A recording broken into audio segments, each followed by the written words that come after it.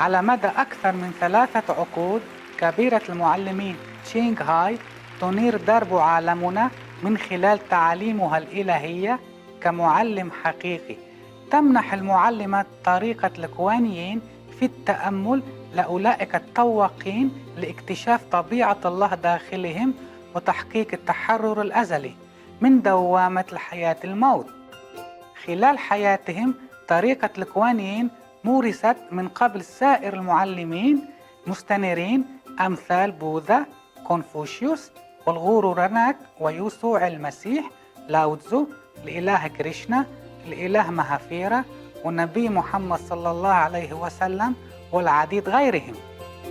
إنها تؤكد إنه بذكرنا الحثيث لله والتضحية من أجل الآخرين وعدم انتهاك القوانين الكونية سنصل لأعلى مرتبة يمكن أن يبلغها بشر وندرك الهدف من وجودنا على هذه الأرض. كبيرة المعلمين تشينغ هاي هي مثال حي واستثنائي للرحمة، فهي تقوم بانتظام بتقديم المساعدات العينية والمالية فضلا عن المحبة للاجئين والمشردين والمتضررين من الكوارث الطبيعية وسواهم ممن يحتاجون الغوث.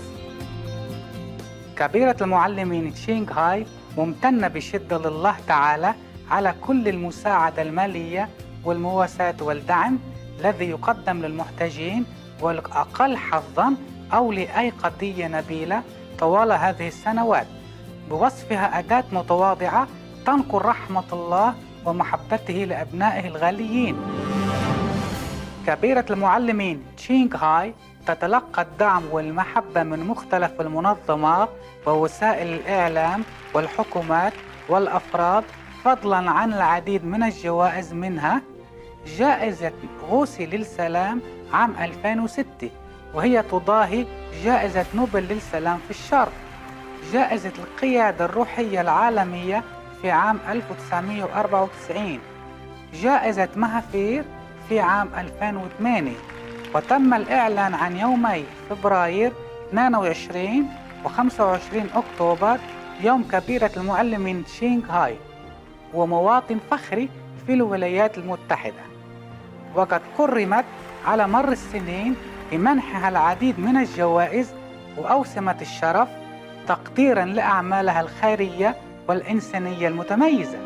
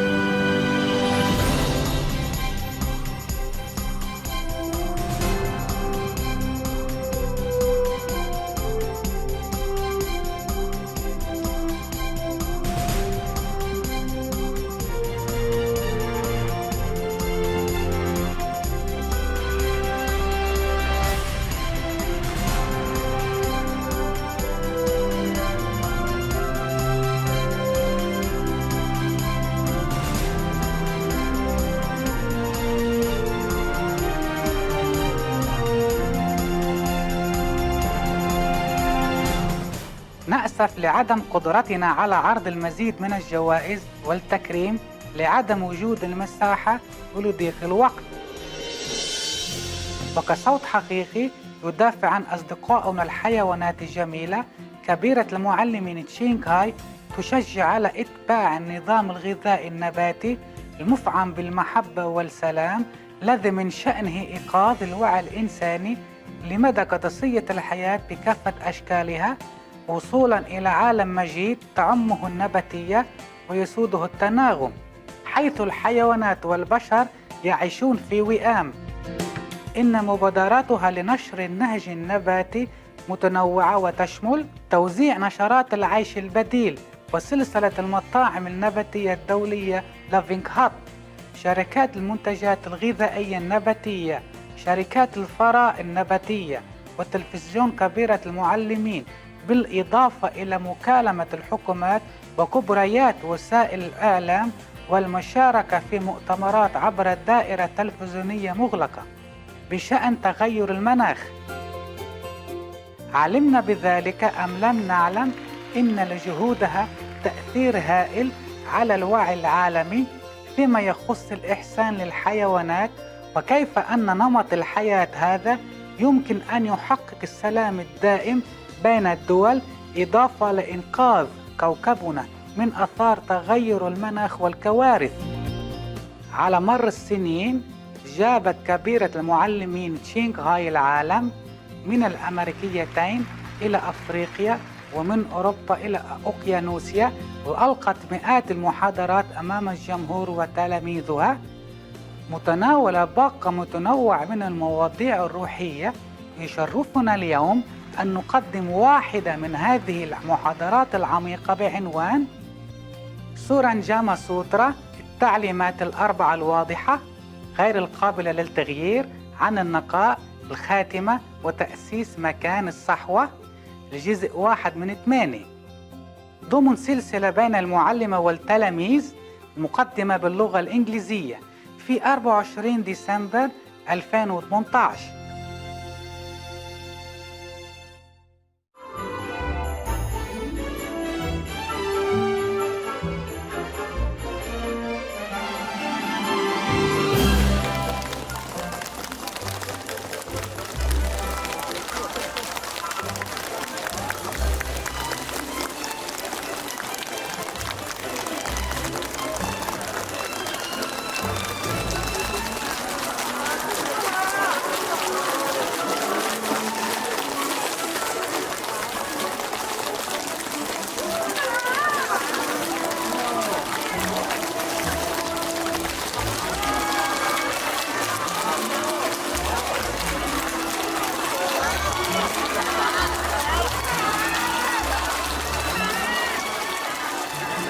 Hello there.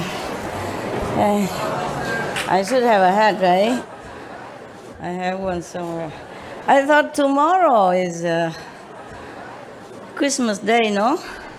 Why you wear hat already tonight? I have no idea. I was going to wear, but I thought we save it for tomorrow. Tomorrow I wear it to make up, okay, huh? Make up for today. How are you? Yeah. 大家好。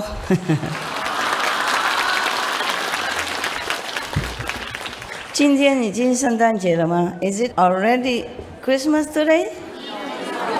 Huh? No, huh? After midnight, right? I have 3.5 hours, then I can run back to it. Okay, thanks a lot. Thank you. You look good in hat. My God, the Taiwanese, they really can. Did they tell you to bring, or they just give it you here? Wow, how can they buy 10,000 hats in one day? More than 10,000 perhaps. Oh, incredible, incredible, incredible. Wow, wow. Wow. All these are nuns? Yes. Wow. Omitofo. Hare Krishna. You monk, you can sit up here, love. Monk, missionary, you can come up, sit here. Yeah, are you a missionary? No, then you sit there. only for monks and nuns, just to respect their wish to be alone. You can sit on there, it's softer and warmer. You left everything at home. At least you can have a little comfortable here. If it's you, you would want to be comfortable. So just make them comfortable as you are. You should do everything just the way you would like it for yourself. It's so simple, my God. Huh? If you're uncomfy, you can also come up and sit a little bit higher. If you have a cushion, it's good. You should take care of yourself, okay? Because you are many, I'm only one. I can't take care of all of you, huh?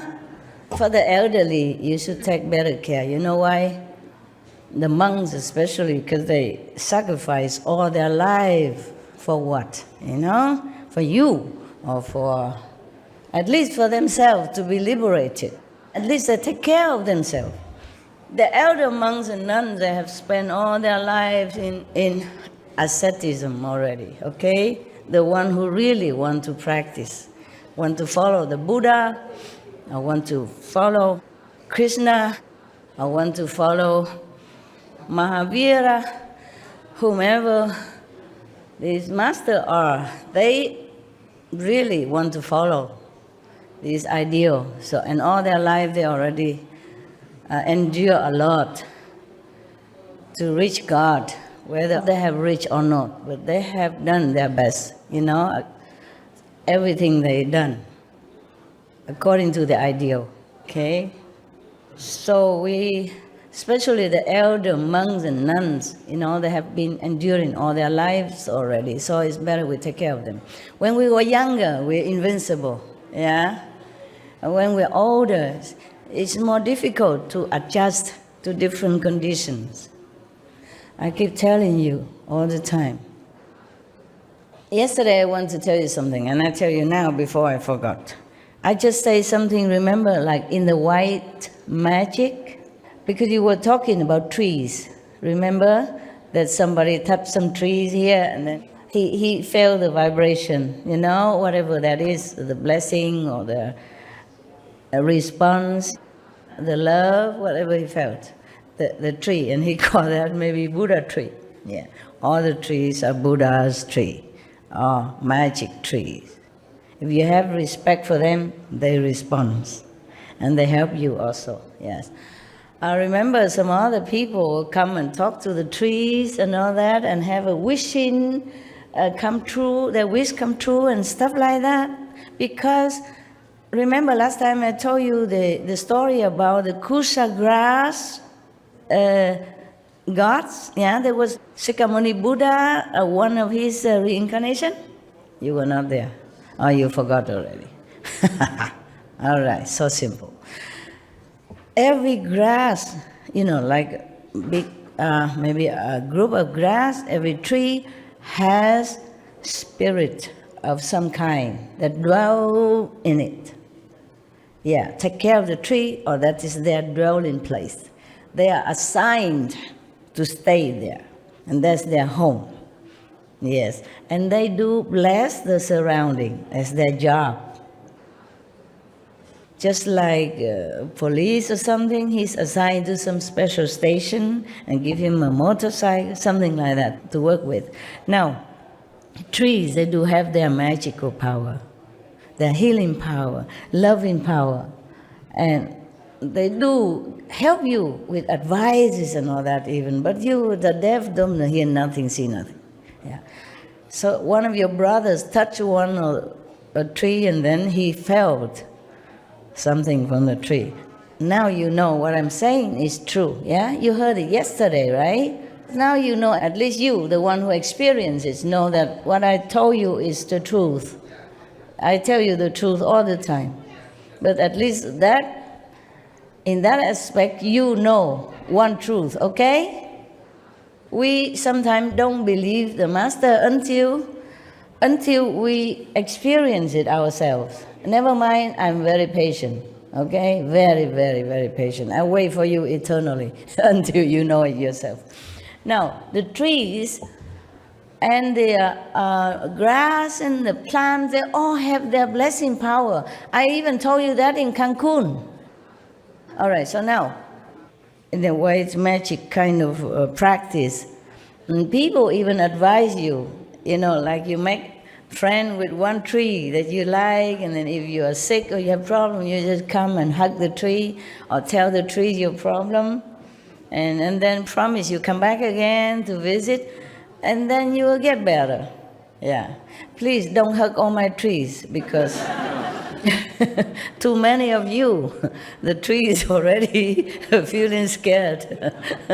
Because everybody hugs, then the tree will become like their skin will get worn out. Let them be, okay, huh? No touchy-feely, huh? You are saying already, you should bless the trees, not vice versa. Shameless. I'm just telling you, this is some kind of white magic that people practice like that, okay? Yeah. Of course, there are many other ways to practice. It's just because yesterday you talked about the trees, so I want to mention that to you as well. Huh? Okay, now, where were we yesterday? Yeah, okay. The precepts are very important, not only for nuns and monks, but for you as well, if you want to be liberated while you are taking care of your duties in the world according to your karma. Yeah, not everyone can be nuns and monks, of course. It's a very difficult undertaking. It's very difficult. It needs a lot of discipline, a lot of training yourself, a lot of self-introspecting, a lot of sacrifice, yeah, for personal taste, personal freedom, everything, many things. Yesterday, when I given you some cookies or crackers, I say if you're hungry at night, maybe you shouldn't eat a lot, but you can eat a little bit of this to calm your stomach. I was talking to the nuns and the monks, and then one of you said, I'm hungry, master, hungry, master. You always hungry when you see my cakes or my so-called blessed food. I was talking to the monks and nuns, because the monks and nuns sometimes they don't eat in the evening. So I thought, okay, in case it's cold here and your time change, and if you're really hungry, eat little bit of this exception. I was talking to these people, not you. Because you can always go kitchen anytime, after midnight, before midnight, and then take something to eat. The monks and nuns, they don't do that. Maybe because they don't eat in the evening. Maybe because they keep the dignity.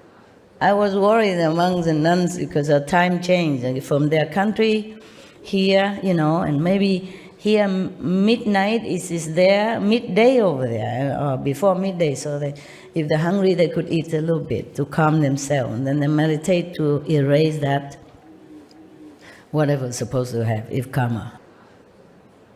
So yesterday, the Buddha have pleaded with the Bodhisattva and Ananda and all these people, saying that you should use your power of transformation and appear to the world in the form of people, in the form of lay person, minister, kings, virgin youth, maidens, and so forth, even prostitutes, widows, profligates, thieves, butchers, or dealers in contraband, and doing the same job like they are doing, in order to lead them to the righteous place, the teaching of the saints.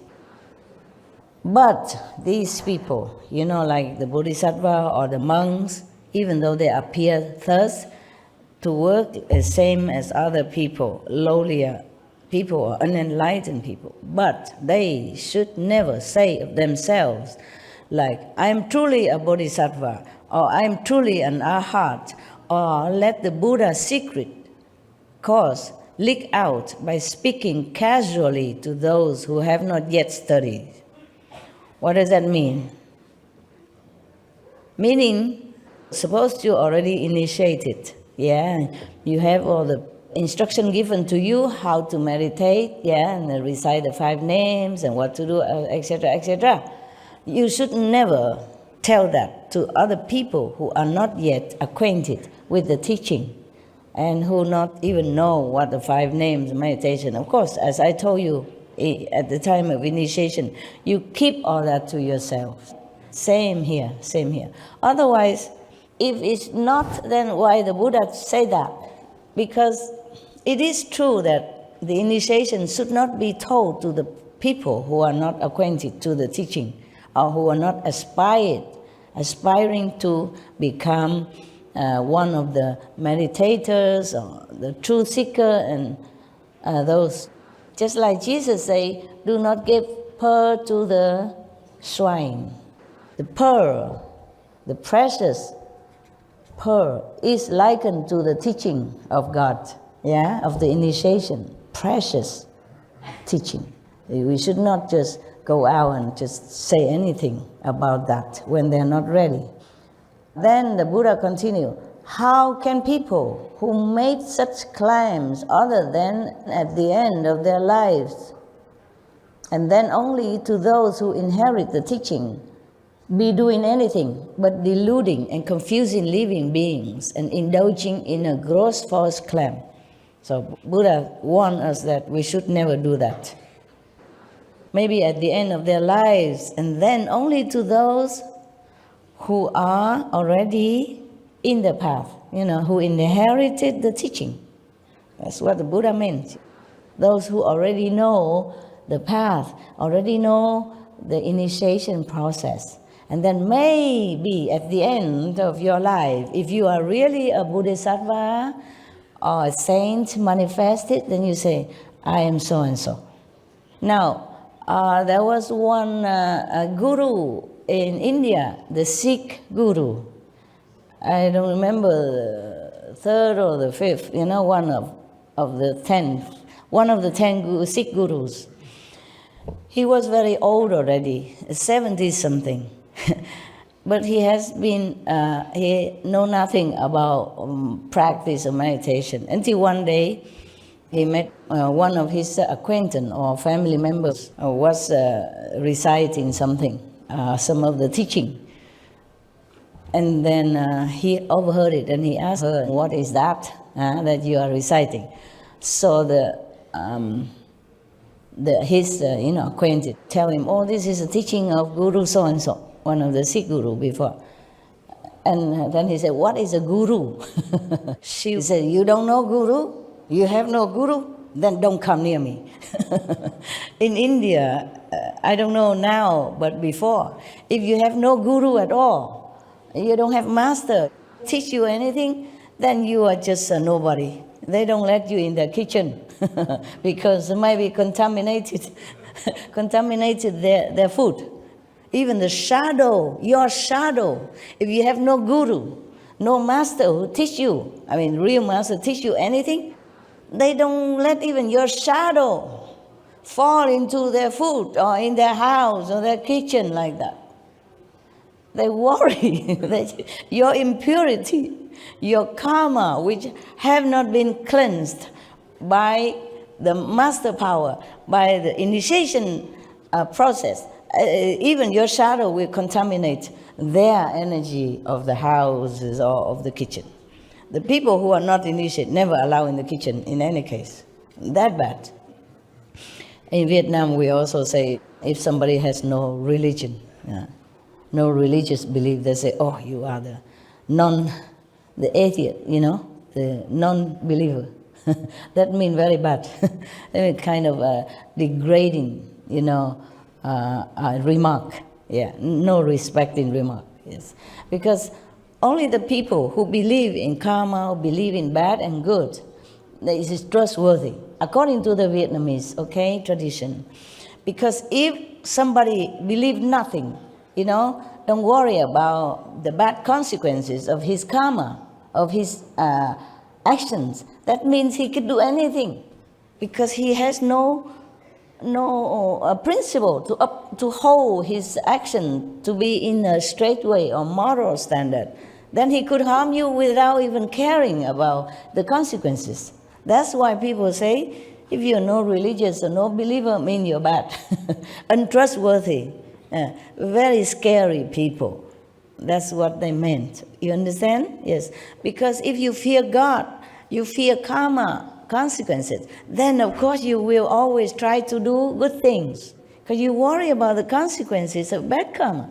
But if you don't know nothing, you don't believe nothing, no master teach you, no religious principle, then you do anything. You see, and then you don't worry. So how can you trust such a person? It's just like somebody in the society who don't care about the law, who not worry about the police, or who don't care whatever happened, whatever he does. So he can just go to steal or maybe harming people without caring. It's not trustworthy. That's what it is. So the Buddha say that whoever claim himself to be a bodhisattva, except at the end of their life, when they have to review themselves, if they really know they are bodhisattva, and they reveal themselves to those who are already in the path, then it's okay. If not, then they are just deluding themselves and others. And that's a very bad false claim, which is one of the greatest lies. Thus, when you teach people in the world to cultivate samadhi, they must also cease all lying. This is the fourth clear and unalterable instruction on purity given by the thirst come ones and the Buddhas and the world honored ones, forever, in the past and now. Therefore, Ananda, one who does not cut off lying is like a person who carves a piece of human excrement. Yesterday we told already, and hoping that it will smell like sandalwood. And already yesterday the Buddha said, if you lie, especially you lie about your spiritual attainment, then it's like a poor person who claimed to be the emperor, and then his head will be chopped off. Very dangerous. So you like cutting off your enlightenment possibility now and in the future if you tell lie.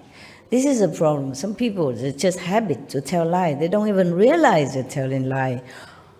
Or they just make some excuses, and then to tell it as if it's true.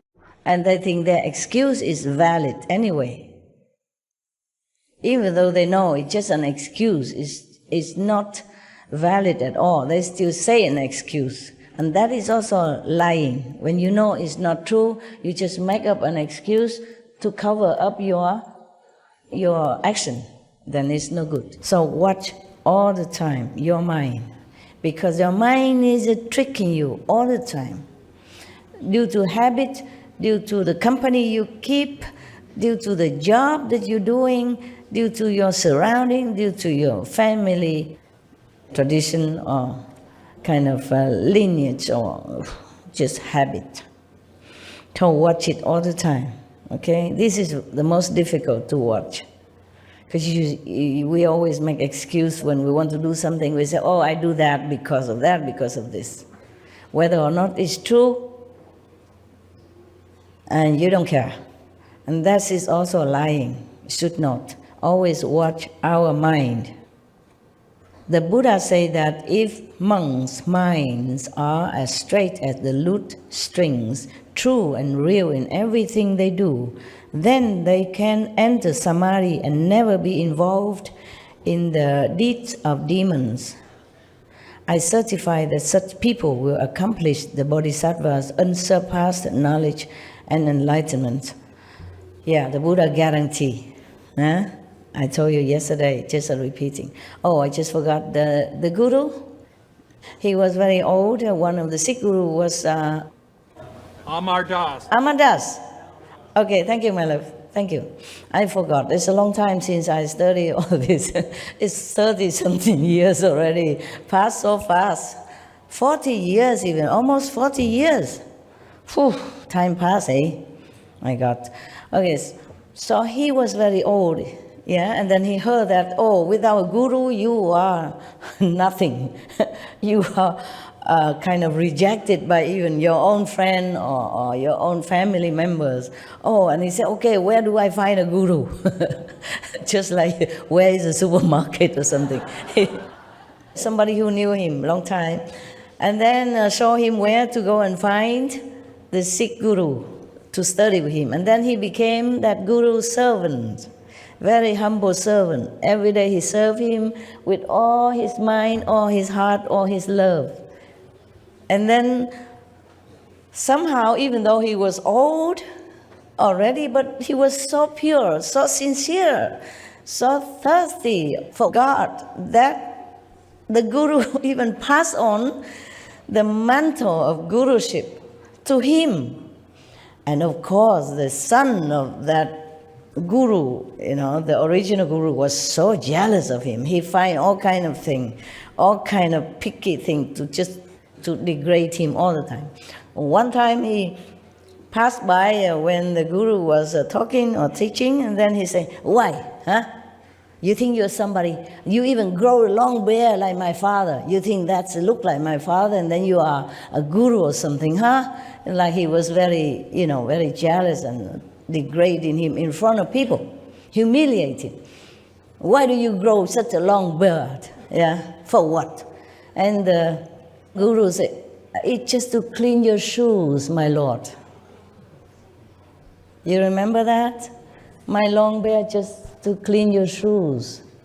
Because he was saying, you are just a servant, and now you grow a beard like my father, and then you think you're a guru of some sort. And you grow a long beard. I say, "I use it just to clean your shoes." Yes.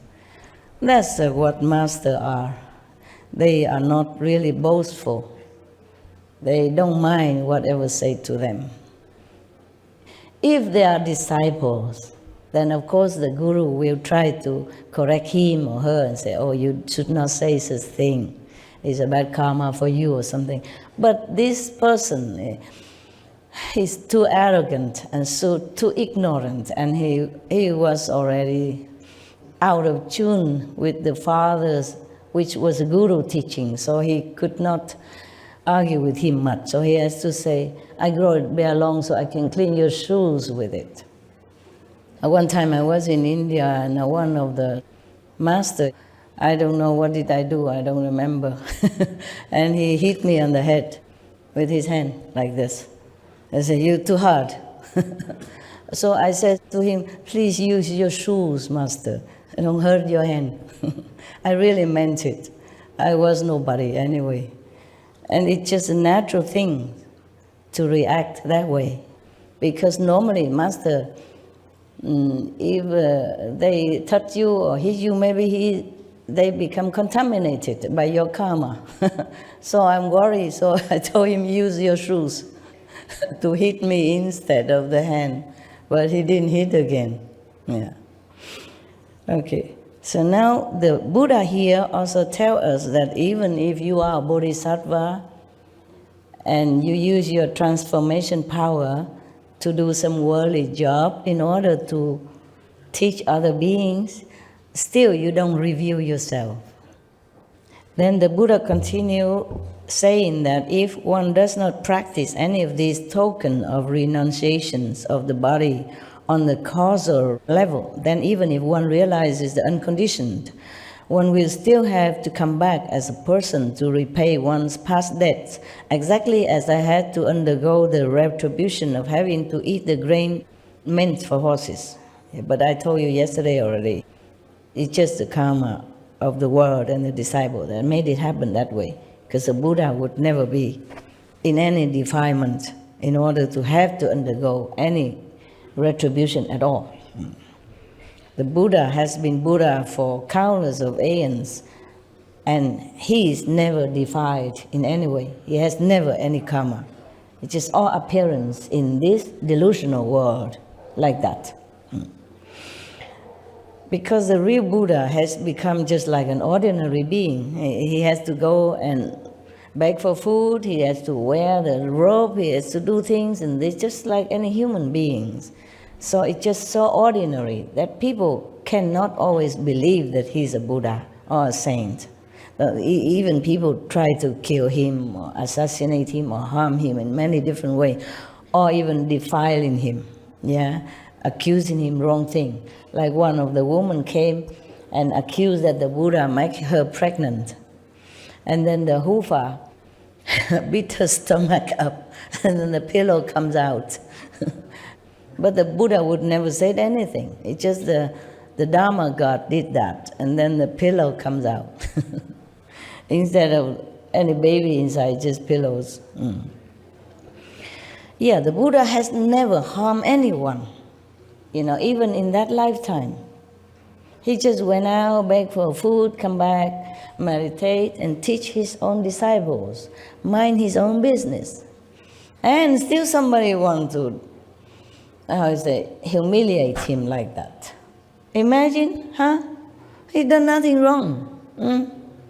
Yeah, but he says something like, you don't wear leather, you don't wear silk, you don't drink milk, you don't eat butter. Oh, of course, it probably harms some business. Yeah, and some of these business people probably get angry with him and want to show him up, like that. So it is very difficult to be in a position of spiritual teacher. There's always some trouble waiting for you somewhere. There's always somebody who don't like you, even your own disciples. So yesterday we read all that already, so I skip it. Oh yeah, about the prostitute and everything, and butchers and everything already. Okay, Ananda, you ask about collecting one's thoughts. I have now begun to explain the wonderful method of cultivation for entrance into samadhi. Those who seek the bodhisattva way must first be as pure as glistening frost in keeping these 4 rules of deportment. If one is able to never give rise to anything superfluous, then the 3 evils of the mind and the 4 of the mouth will have no cause to come forth. So just keep your mind, keep control of your mind. Every time something bad arises, just cut it off. Think of something opposite, something more noble, something clean, moral. Because the mind is just something, it's like a habit computer, and it just keeps coming out whatever it has received, by the habit or by the surrounding, by the society, by the company you keep. So just keep him in straight line, walk the line. Before I forgot, we should really thank the past masters, monks and nuns and scholars who have taken time to record what the Buddha is teaching after the master nirvana. And also for the past and present person, lay or monks or nuns who have really dedicated themselves, sacrificed their time and precious health or under any difficult situation to translate this so that I can read it to you. And we have to thank them. And may they be blessed forever by all the Buddhas, past, present, and future. May their merit be immense. May they be liberated forever. Thank you.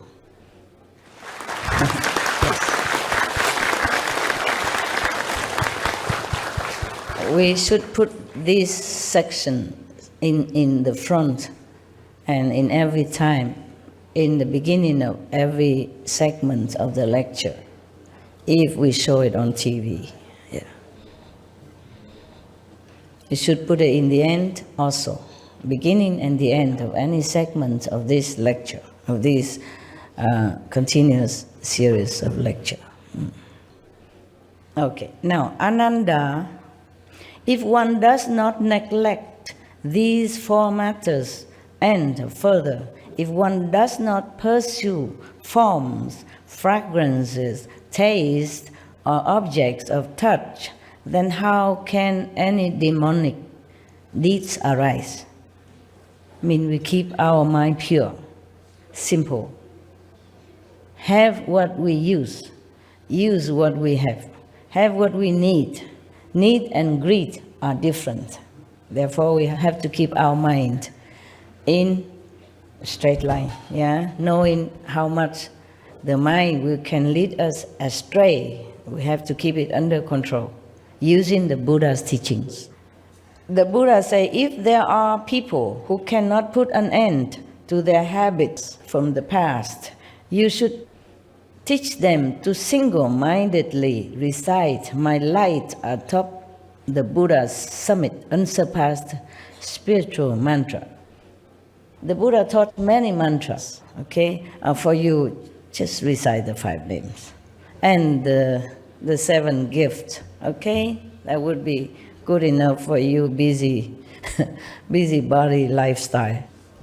In our modern time, we have many comfort due to splendid inventions of all kinds. Our lives have become more comfortable and convenient.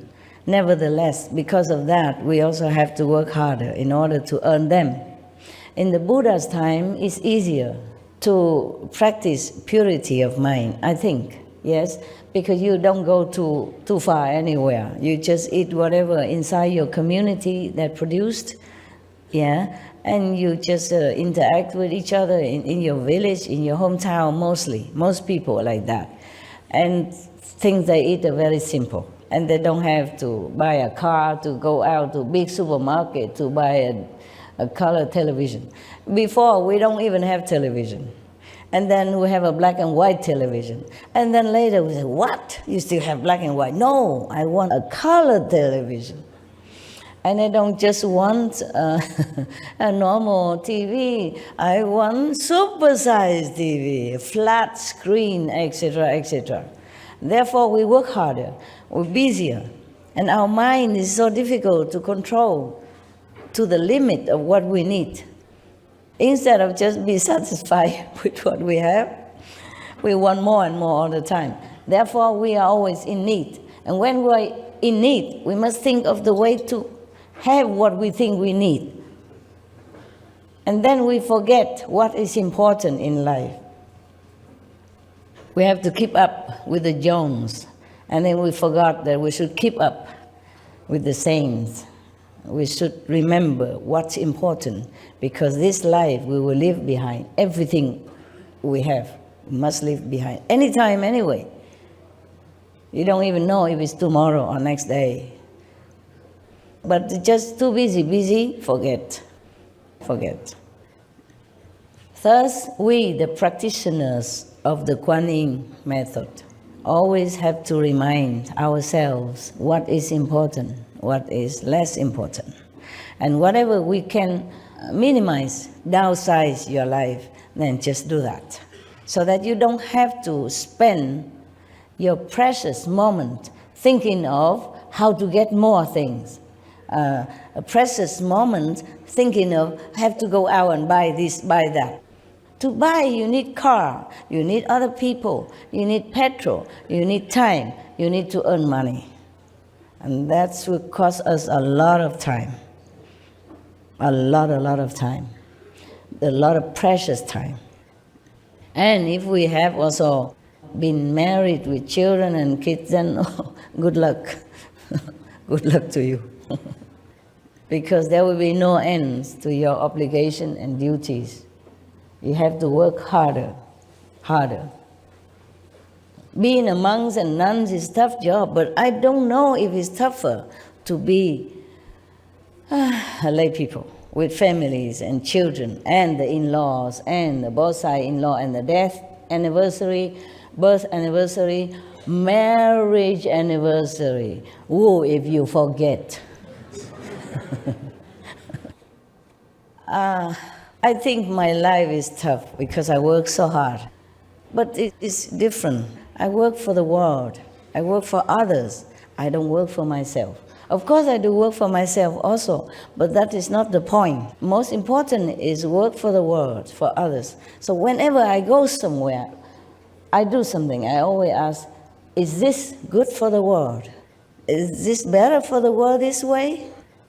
Where do I stay so that I can meditate better? Where do I stay so that I can get a better spiritual merit points to give it to the world? Always this question.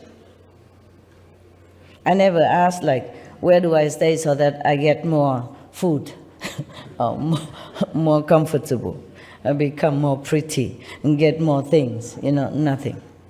I came here new, like all of you. I have no true a house yet. I just stay in one of the ready-made house. We have many buildings already here before, and all the Buddhas and Bodhisattvas, they resided here before we came. So I just let it be like that, okay? So all of you, the Christian, the Hindu, the Sikhs, the Jain, or the Seventh-day Adventists, the Hare Krishna, do not think that Master is biased with Buddhism. It's not like that. This place has been for Buddhists because the people are Buddhist, okay? They are vegetarian and all that. So they put a lot of Buddha statues, Bodhisattva, Bodhidharma and all that around. And they also have other kind of lesser Bodhisattva, some divas or local gods and stuff like that, but they moved them all already. Their own gods, they moved. Just the Bodhisattva and Buddha already stationary. They stand fixed, they don't move. So we just leave them as is, okay? If I have time, I will invite others, saints, to come to our place. Yeah, because now this place is officially ours. We can have more gods.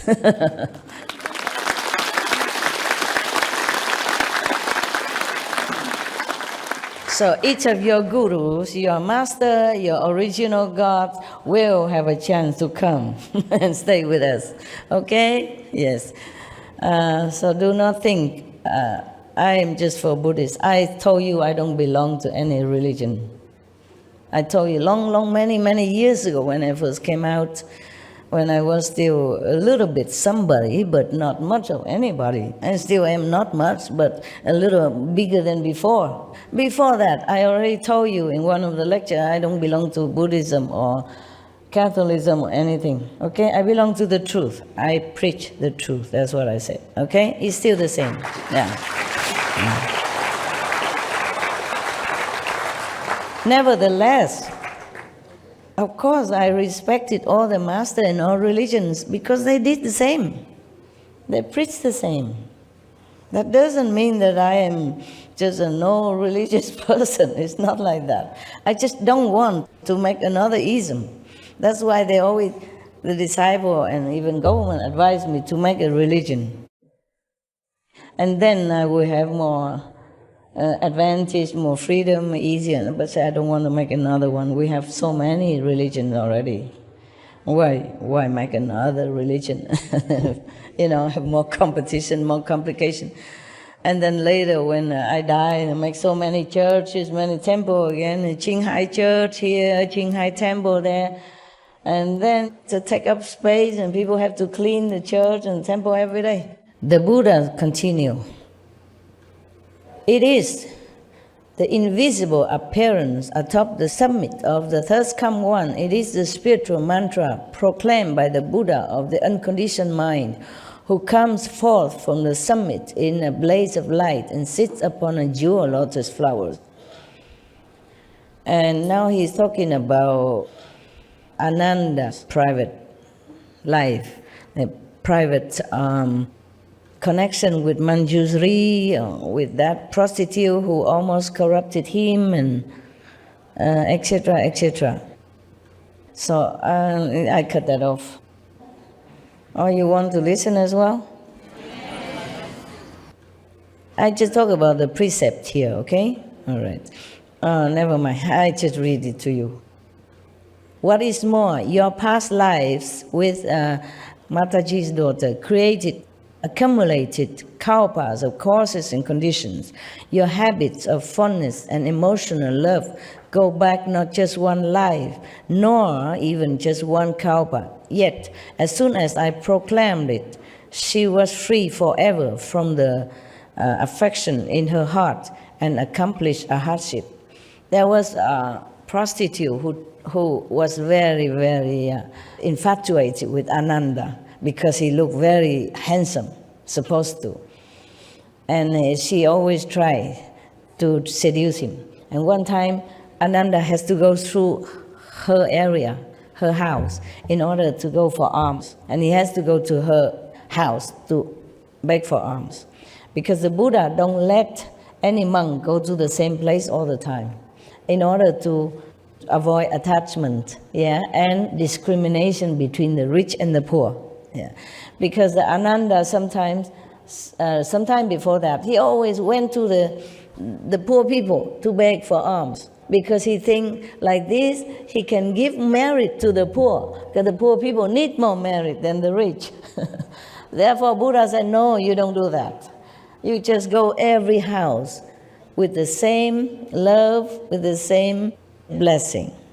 You cannot discriminate and just bless just one type of people.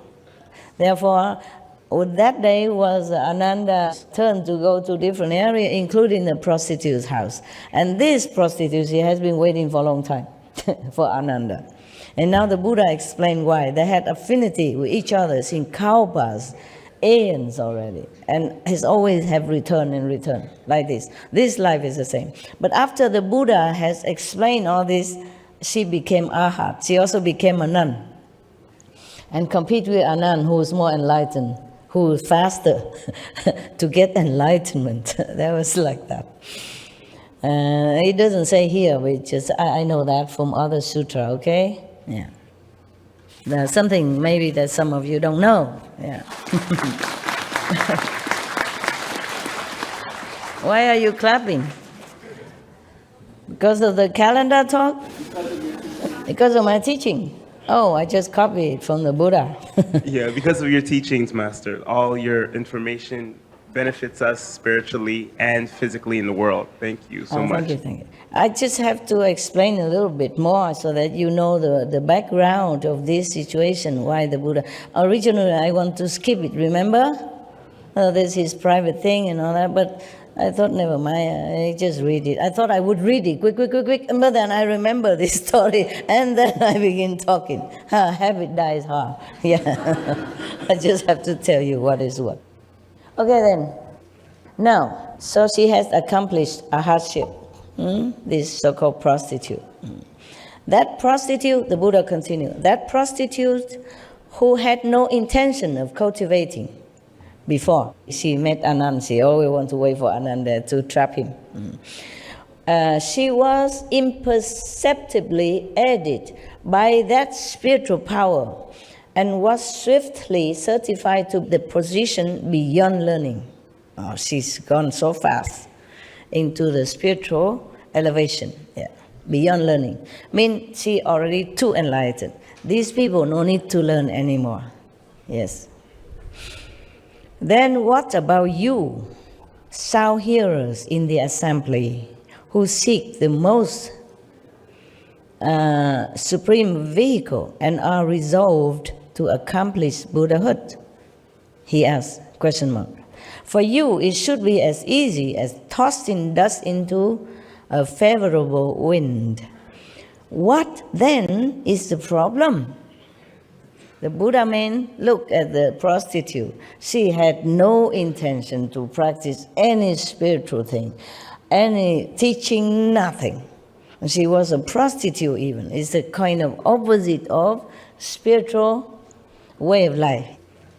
For example, like that, the people look down upon prostitutes, they think they are nothing, they have no moral, no understanding, no concept of a decent life.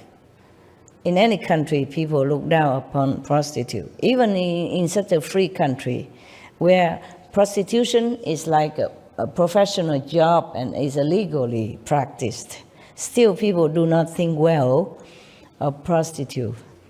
Therefore, Buddha said to the assembly of monks and maybe others, Deva and dragon and lay people, he said, she has no idea of spiritual practice, no intention.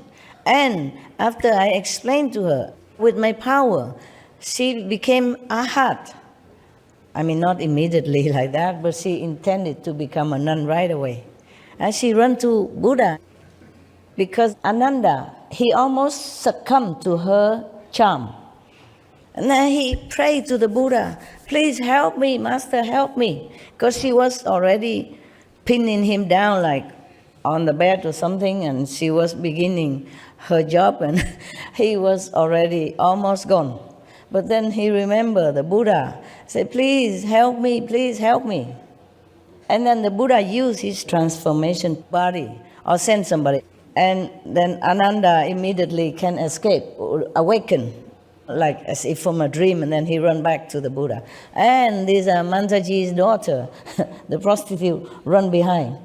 So she was running after Ananda, and both of them arrived in front of the thirst come one.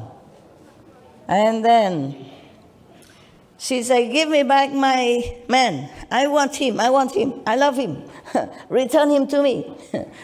She complained to the Buddha.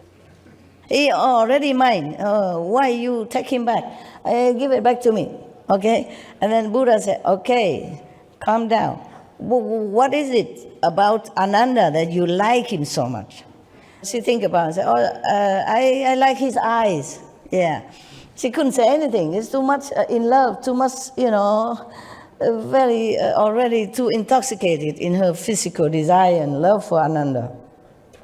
This is because of karma in the past lives. You see that? Okay? She cannot help herself.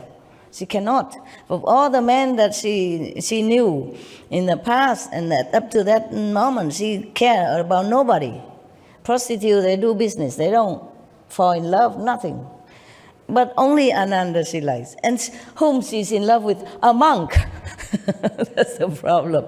So she said to the Buddha, I love Ananda's eyes. He said, oh no, these eyes, it's full of, ugly things that come out, the white stuff sometimes come out, the tears running down. And if he's sick, all these pores coming out, you don't want his eyes. So she said, I like his nose. She said, I love his nose. Because the Buddha asked, what's the reason you like him? What is it about him? I said, I love his nose now.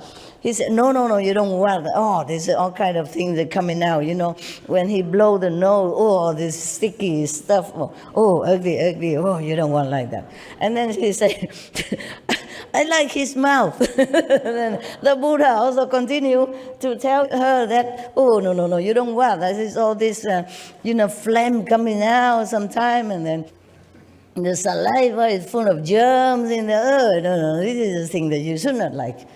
And continue further, until she has no more reason to like him.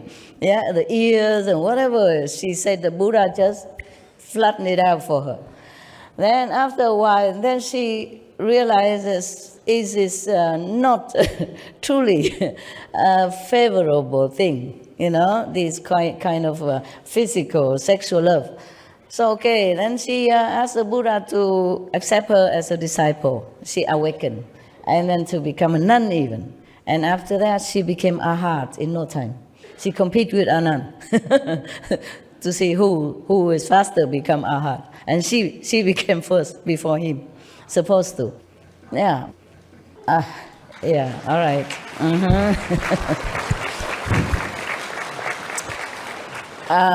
It's not because Ananda was slower or less spiritual. It's just his destiny to serve the Buddha first, okay? And to try to remember everything the Buddha said in the assembly, or whatever happened in the assembly, on all the spiritual stories that happen within the Buddha's assemblies and disciples. Just like nowadays you have miracle events, miracle stories and all that. Before there was no record player, so somebody has to write it down or memorize it all. Ananda that was his job. You see, if he became Buddha too quickly, maybe he could not do this, because he will lose his intellectual power, memory, so that he can become more pure, become Buddha. So he has to continue to be so-called a little ignorant until after Buddha passed away. Yeah, after Buddha passed away, he became enlightened immediately and become Arhat, and become one of the successors. I was telling you that whatever good for the world, good for other people, then I would do it no matter what. So I'm just new like you here, and I forgot that. I totally halfway forgot. Now I continue that. Buddha, please wait, I come back to you. They have prepared for me a room, on the second floor. More comfortable, of course, with aircon. It was a VIP kind of room. And they put some of the thing I need already there, yeah? But when I first came here, immediately I say, I don't stay in any of these rooms. I stay up on the roof. Just put me a tent up there, and I'll be fine. I like it, okay? I like a tent in the open air. And put me a kitchenette there with something in case I need to have sometimes I don't like solid food, I just want to cook a little soup, rice soup or something. So that's what I did. But then they continue working until before we begin our retreat. So I had to put up with the second floor of the room, okay? And then it becomes so comfortable. After you live there for a few days, you have aircon, hot, cold, whenever you want, and ensuite bathroom, toilet, and everything already put there for you, special shampoo, and special conditioner, and good smelling soap. Oh, it's already nice, and bubble bath. Then I continue to stay. I didn't want to leave.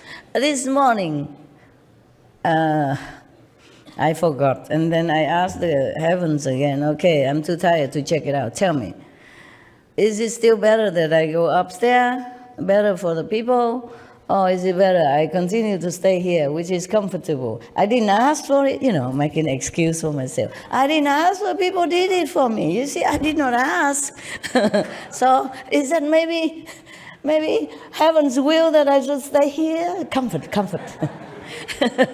Because upstairs on the roof only a tent, a big tent, with a table, to work. It's actually like like an office, and a sofa, okay? No aircon, just maybe a heater, small one, all empty, okay? And later on, I came back and I saw the mosquito screen all around. It's like a room again. I said, oh no, terrible, I don't want that. I just want a tent, okay? And all around empty, I like that. It's not like screen all in with door and all that. Even though it's just a mosquito door, I don't like it.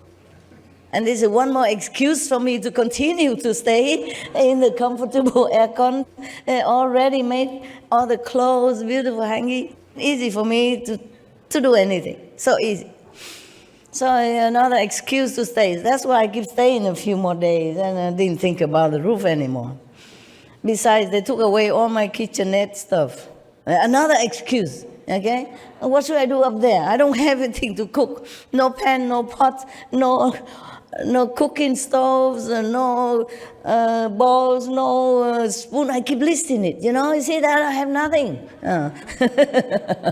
Yeah, our minds like comfort, yeah? Even I like comfort, now, especially when you're older, You have aircon, is warmer for your back, and it doesn't stiffen your legs, and all kind of excuses I have, yeah. But then this morning I was thinking, maybe just a trick. I should go upstairs because that's my instinct. The first day I came, I said, I don't stay in any rooms. The room has been slept in by people and used for years, decades already. I should not stay there, even though I throw all the beds out already. Just have a new sofa in and office, a table and all the office stuff, a document to work. So it just looked like an office. One sofa and a table, empty chair, like that. It's not much. And it was okay too, comfortable. Because they normally use it just for bedrooms. You come in, you just see the big bed. Nothing else. And it feels suffocating. I don't like it. Because the room already small. You put a bed in there, you can't do anything else. Even you put a chair or something in it, it feels too crowded. So I throw all the beds out anyway already, and it's more comfortable. But this morning, suddenly I wake up and say, oh no, maybe it's not too good to continue to stay here because I feel too relaxed. It's a relaxing room. It's a rest area, and my mind will not be set on working. It's the atmosphere in the bedroom is always make you feel relaxed and want to sleep. rest, especially when I didn't ask for it, maybe heaven's will, This morning I asked, I said, okay, I'm too lazy to move again, all my things upstairs again. But okay, what is better for my work, okay, for the world? And they say, move, leave this room. I said, what, really? Repeat again. So they say, leave the room. It's better, okay? Better for you, my work, yeah? So immediately I left. Immediately, at that minute. Yeah, I don't want to further arguing with my mind. I know it is the right thing. It's my first impression anyway, and I wanted to do that. My tent is still up there, okay? And so I move whatever necessary. I couldn't move the whole thing yet because there are clothing. But I moved the symbolic of work, like computer, telephone, bathroom stuff, toothbrush and stuff like that. And a blanket, So that is already a symbol of my new life, a new area. It's all the necessity. And there's some clothes. Yeah, so it's okay. The mind can trick you for comfort. I really felt very comfortable in that room. Often I can't sleep very well, but in that room I sleep so well and I feel peaceful there. That's why I didn't want to leave. I thought it's heaven's will. Blaming it on heaven. It's not true. Sometimes a comfortable place doesn't mean a good place, okay? You might not have peace at the end. Not peace within yourself only, but peace with other coordinating people. If you stay in one bedroom, for example, and to work from your bedroom, if you have no choice, then you have to. But if you have choice, you should separate your work and your sleeping area. Now, feng shui-wise, it's like that. Because your sleeping area is your sleeping area. And if you work from there, people don't cooperate with you. It's just naturally. Because you order from your bedroom.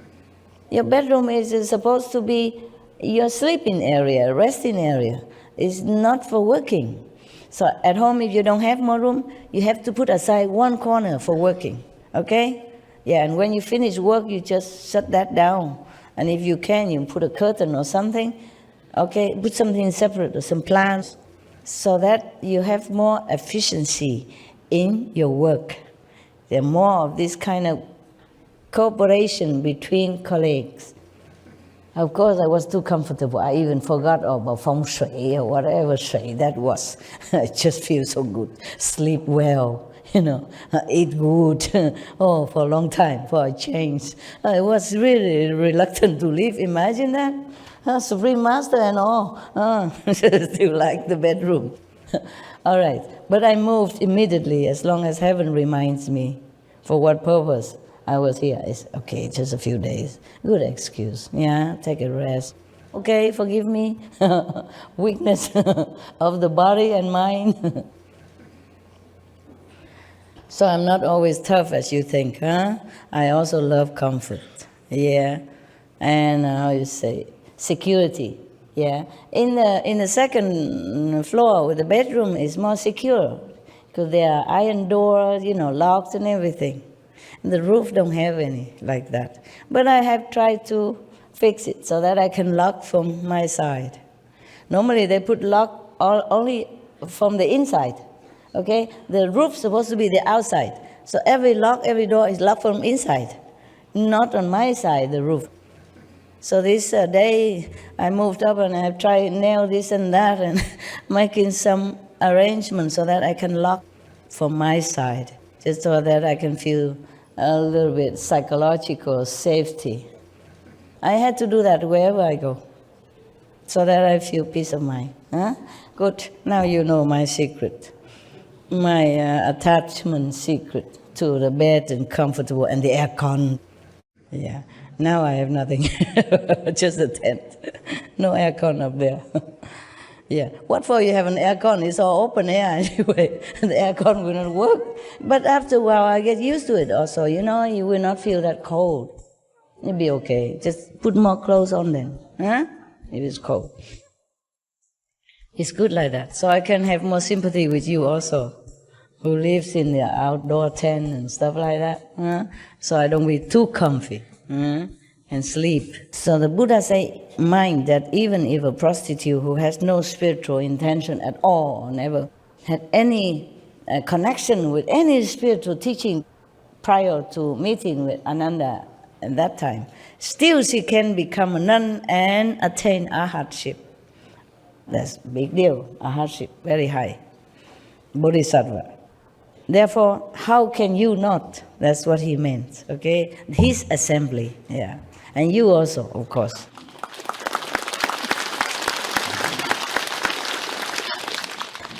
The Buddha continued. My God. Has nothing to do with the precept, and I keep talking, huh? And you don't stop me even. Huh? You're supposed to stop me when I blah on. Enjoy my attachment to my bedroom. enjoy my weakness, yeah? I confess to you and you enjoy? All right. I hope I don't have any more of this story to tell you to enjoy. That was my weakness. I also love good food. Yeah, I love Indian chapati, roti, and this fresh chutney, they made it with all kind of spice and flavor. When it's fresh, it's like heaven. The chutney you bought from the shop is nothing compared to that. When they make it, chop there's a carrot into finger size, and other kind of vegetable, even, cauliflowers. And then they put, I don't know what kind of spice they put it. Oh, God, tastes so good. Even I forgot my dignity. I come and beg for some. And they give me just a little bit because I prepare it for everybody. Normally, they wouldn't give it to you before everybody, but I don't know, they feel I was too skinny, too small, so they feel pity for me, and the woman gave me some. I never forget that taste, because I was hungry, and also it tastes so good. And fresh, freshly prepared. It's not too sweet, not too sour, not too salty. It's just perfect. The Indian woman, they can make it. Oh, man. And here, even, you make it here, it's not the same. Okay? They put all the love in it also, because for their gurus and the disciples who came to their house, they make it so good. All right.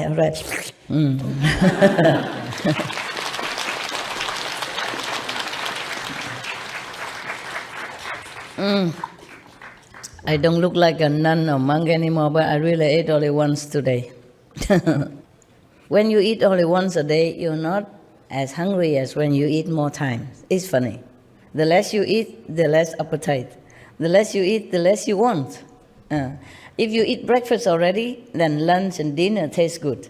But if you eat nothing in the morning, nothing else, then the meal you taste, no matter when, it don't taste as good. Therefore, you don't even eat a lot. You don't feel such a tasty like as if you had your breakfast first, and then many hours have lunch. If you have no breakfast, you just eat, but you don't feel.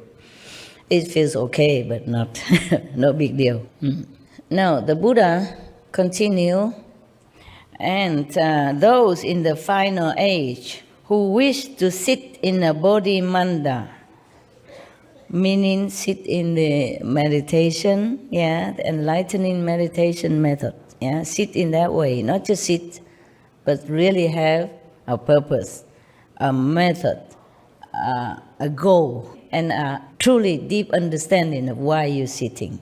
Otherwise, you just sit, no use. There's one more advice for you. If you want to sit longer without moving much, you have to sit full lotus.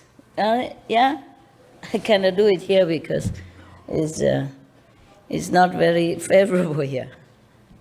If you sit in the full lotus position, you can sit longer. Although it might be uncomfortable at first, but after a while you get used to it. See it or not?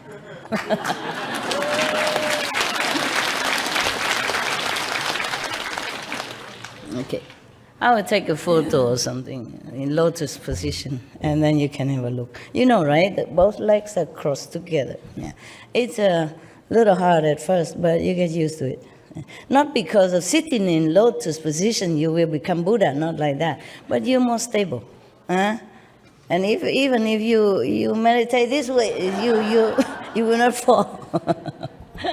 Your legs are locked, yeah? So you don't fall too easily, yeah? And you can't sleep too easily. Even if you sleep in the lotus position, you wake up earlier, quicker. All right, stop. That's just by the way. Yeah. So the Buddha say if those in the final age, meaning, what means final age? Mean the age that the Buddha is no longer there, yeah? After a master passed away 300 years or 500 years maximum, that is the final age of any teaching.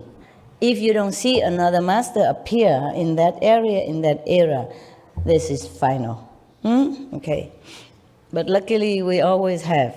It's just that it might not happen in that lineage. So you might think, oh, Buddha's gone forever. The teaching and the lineage of the spiritual power of any master is like a river. Sometimes it's hidden under the earth somewhere and you thought this is the end of the river. No. It will seep out somewhere and then appear again. So it's like that. Any of the religious people should look where the river reappear and do not be attached to a location of the original river. Because in all age, all religious branch, there will always be a master somewhere. And not be in the same lineage, not be in the same religious order, but there will be a master for the world. For our world, yes. And even in hell, there is a master called Kristigaba Bodhisattva. He will stay there forever. Because he vowed, before he became enlightened, he vowed that he will save all the people in hell. He vowed that he will stay there forever until the hell are empty. All hells are empty. He said, if all hells not empty, he will not take on the Buddha's position or fruit. He won't become Buddha if all hells are not empty. So he continued to stay in hell to teach the hell beings, whoever he can teach. Whomever still has enough, a little bit of spiritual inclination, he will teach them. And then slowly he bring others also to the understanding of the truth. And then continue further teaching, and then release their karma, or because of that, their karma will be lessened or cleansed, and then they can reincarnate as a human being or a diva or asura, and then continue further. Yeah. That is Kristigaba Bodhisattva. Oh, there are endless sutras in Buddhism I like very much. Maybe one day I will read you this Kristigaba Sutra. Yes. It's very interesting. He talked about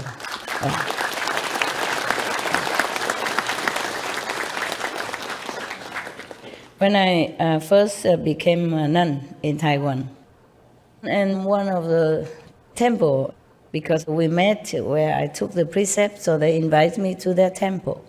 And the monks and nuns, normally, many of them, they go out to recite the sutra when somebody dies. And their relatives invite them to come recite sutra to help to liberate the soul of the dead for 49 days, or some days at least, yeah, some weeks.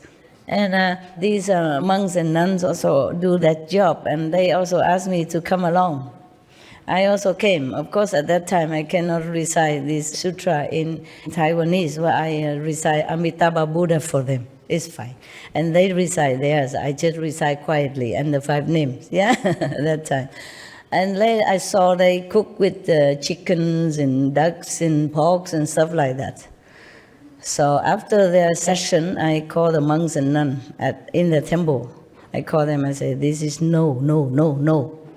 You have to tell the people who don't understand that in the Kristigaba Sutra, they call it Ti Chang Wang Pusa, means the earth store bodhisattva. Yeah, the one who vowed to save all hell beings before he became Buddha. That means forever, endless in this world. There will be always someone in hell. If nobody can save them all, then it's like that. I said, this is no. If you go to recite sutra to somebody who died, you have to tell them, no meat, yeah? Only vegetable. Otherwise, the soul of the dead will be having bad karma. Maybe have to go to hell for that. Or maybe delay, cannot go to heaven because of that. Maybe delay of liberation, depends. So you have to tell them that. It says so in the Surangama Sutra. If any dead person, the relative kill or offer meat and animals product in the name of the dead will be in trouble. Bad karma and may go to hell, may suffer more. Okay? So you have to tell them that. You have to bring the sutra and tell them that. And then they bow to me. They put their arms together and say, you, Surangama Bodhisattva. I said, no. I read Surangama Sutra. I must remind you, we monks and nuns must tell people because they don't know. They have no chance to read any sutra. They're busy working.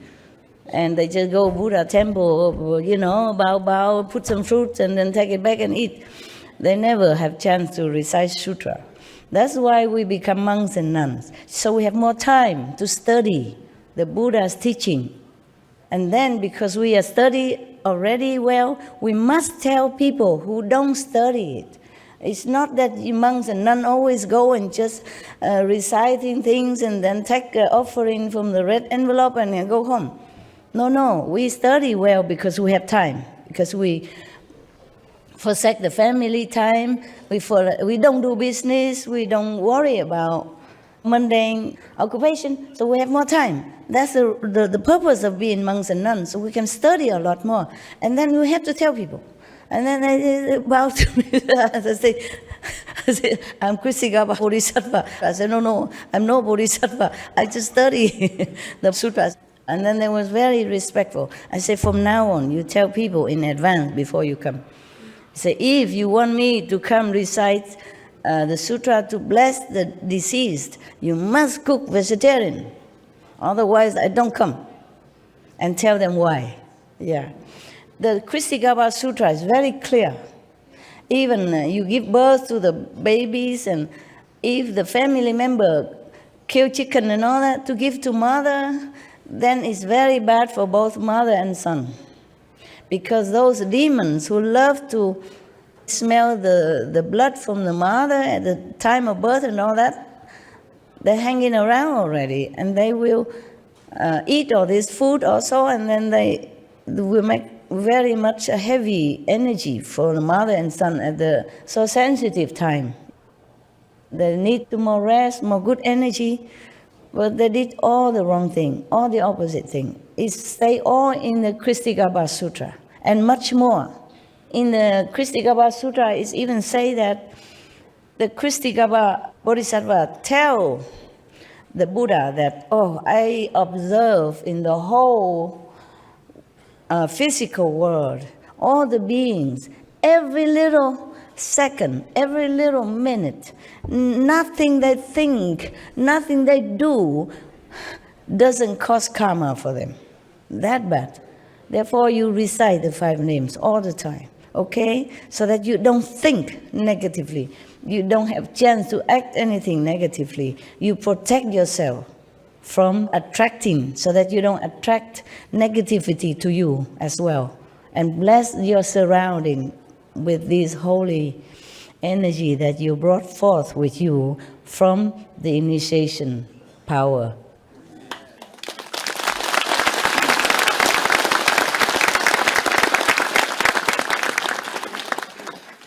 So the Buddha say, those in the final age who wish to sit in a bodhimanda, enlightening meditation, must first hold the pure precepts of a bhikshu, of a monk, okay? To do so, they must find as their teacher a foremost Shramana who is pure in the precepts.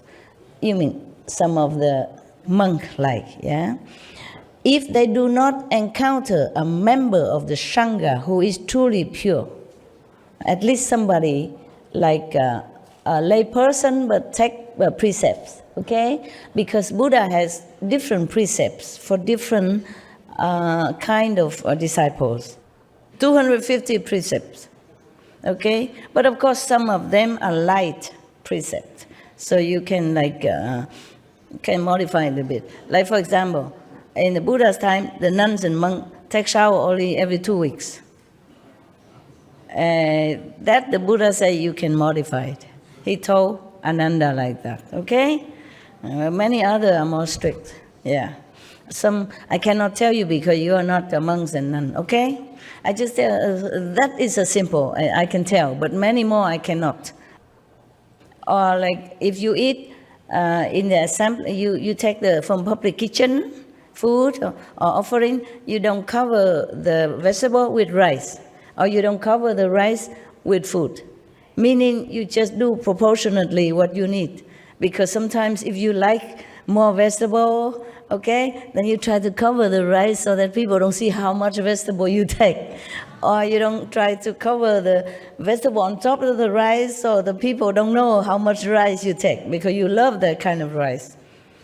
Rice is not always white rice. In India, they have delicious rice. That's why.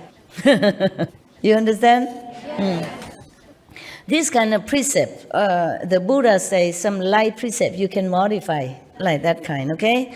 Further, I cannot tell you. I'm not allowed to. You're not allowed to hear the bhikshu, monks, nun precept if you are not monks and nun. Because if you know it, you have to keep. Also very difficult. Many precepts are difficult for lay people, okay? Because the monks and nuns, they're not supposed to have any man-woman relationship, for example, like that, yeah? So there are many precepts for that, and you can't keep it. It's difficult. It's very detailed and sensitive also. I can't tell you. You should not know unless you want to become monks and nuns officially, then you take the precepts and hold it, okay? Yeah. Keep it. But right now, you keep these 5 precepts that the Buddha explained. That's good enough, okay? And the 5 names and the gift, if I have given you, okay? That's secure you to go to heaven, all right?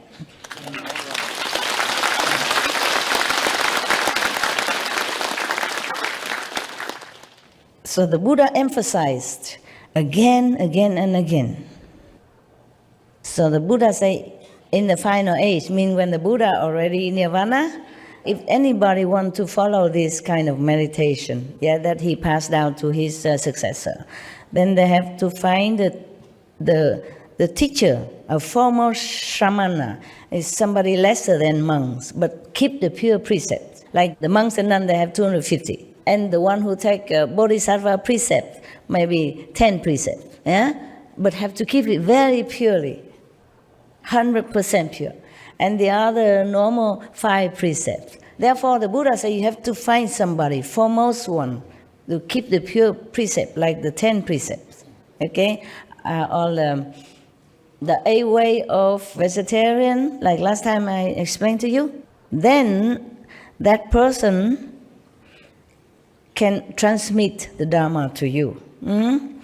Just like now, some of the residents can transmit the initiation to you while I am still alive, but don't have to be present at the initiation place. And then the Buddha said, if they do not encounter a member of the Sangha who is truly pure, then it is absolutely certain that their deportment in precepts and rules cannot be accomplished. So that. If you want to practice, for example, the Kuan method that the Buddha transmitted, you have to find a pure monk or the pure Bodhisattva layperson to transmit it to you. Otherwise, it's not valid. It doesn't help you, okay? It doesn't work.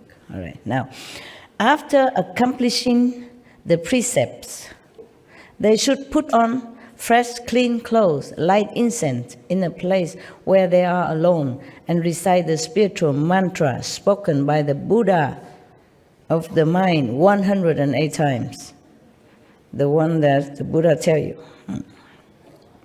Actually, in many sutras, there are many mantra reciting by the Buddha, okay? Hey, guy, you cannot see me very well, huh?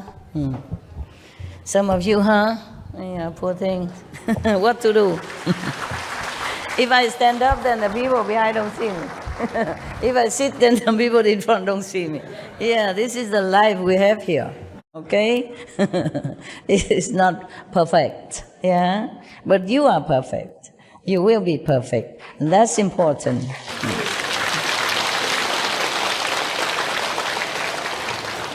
The world can be perfect or not perfect, but we should be perfect. That's important, okay? Right. See, the Buddha always emphasized the precepts. Again here he said, after accomplishing the precepts, they should put on fresh, clean clothes, light incense, and recite the spiritual mantra spoken by the Buddha 108 times. Why is that? It's just one of those numbers, okay? 108 times so that you don't forget. After initiation, you might forget the 5 names. Just go somewhere, recite it, make sure you remember, so that every day you continue to practice, so that your mind will be ingrained into this spiritual power already, yeah? Not just after initiation, immediately go out, chop something, or chat. Try to find your quiet, peace place. Continue reciting the 5 names. Remember, refreshing yourself, the instruction, and all the levels, landmarks, so that you won't forget. After that, they should secure the boundaries and establish the Bodhi Manda. After you remember already, okay, then you must know that when you meditate, you should be alone in some secure place so that nobody see you. Huh? Better. In the countries within them, they should seek for the unsurpassed thirst-come ones throughout the 10 directions to emit a light of great compassion and anoint the crowns of their heads. In the countries within them. What does that mean? How can a country be within you or anyone? Huh? Okay. When you meditate, you are in different levels of consciousness. Maybe you pass through them, or maybe you contain them, or maybe you just remember all this landmark at the time of initiation so you can recognize where you're going. The Buddha said to you, within them, within these countries, but within those countries within you. That's why the Buddha say, in the countries within them, meaning these people, the one that he just mentioned, the one who practice Bodhi Manda. Same in the Bible. Bible say, in my Father's house, there are many mansions. It's the same thing, okay? So remember all that. What? Can I relate something with you? Tell me. Because you just say contain something, and what has happened in the last 4 months?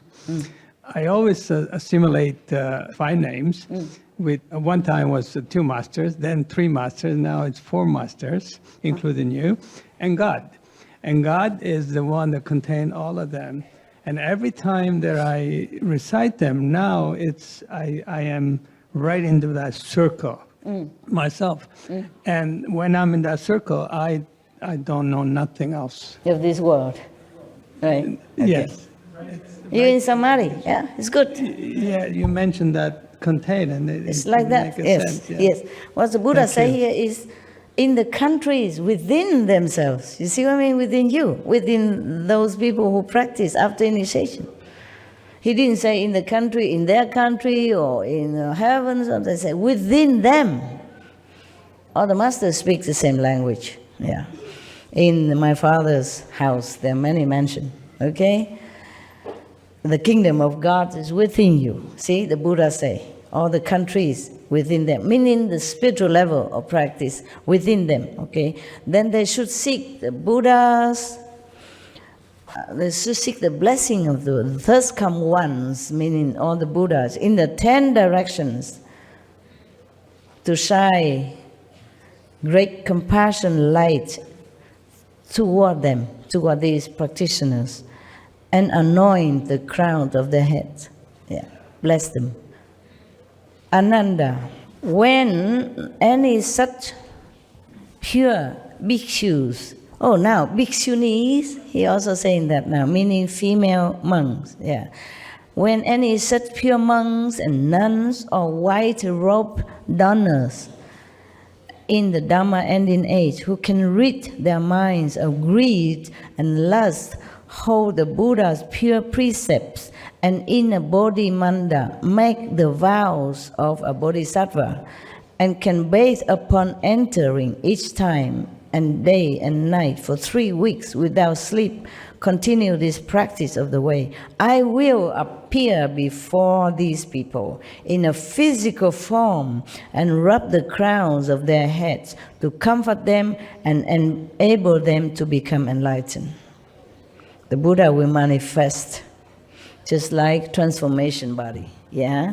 Even though it looks like physical body, but it's not the Buddha in physical body anymore. So the Buddha say that after initiation, if you secure your place and you do practice for 3 weeks long without sleeping, like I guess a retreat for three weeks, and keep the pure precept, no sleep. I don't think I should tell you this because it's your specialty. Okay, wait a minute. So the Buddha say if they can do that, the Buddha will really appear to them and help them, rub in the head and help them to become enlightened. What is?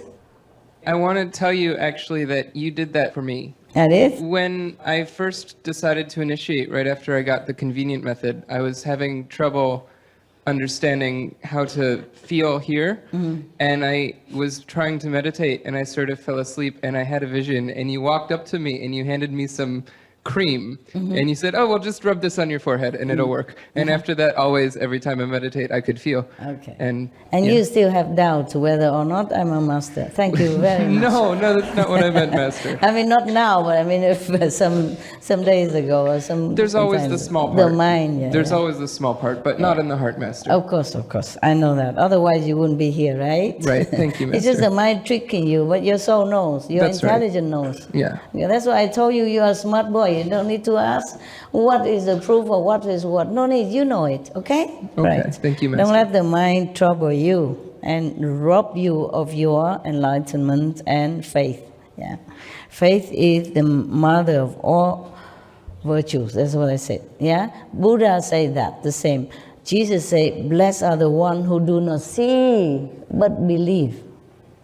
Because for them is the kingdom of God. Because they're pure, you know. Maybe their karma blind them not to see vision or light for that period of time, temporarily, but they believe in the master teaching. They still inherit the kingdom of God. They still go to heaven, okay? Yeah. All right, thank you for telling me that. You look fatter today. Did you eat a lot or something? No, I mean, your face are rounder, kind of more relaxed. Maybe it's your blessing, Master. I don't know. Okay. But thank you. No, I don't mean about eating, but your face look more round, you know, more lovely, yeah. More soft. I meditated well last night, Good, I guess. good. Yeah, you can see that. More restful. Very smooth, yeah, smooth. Face smooth. Energy smooth. Thank you. Congratulations. So, Buddha continued. Ananda said to the Buddha, now Ananda talk, were honor one, enveloped in the thirst come one's unsurpassed, compassionate instruction, my mind has already become enlightened.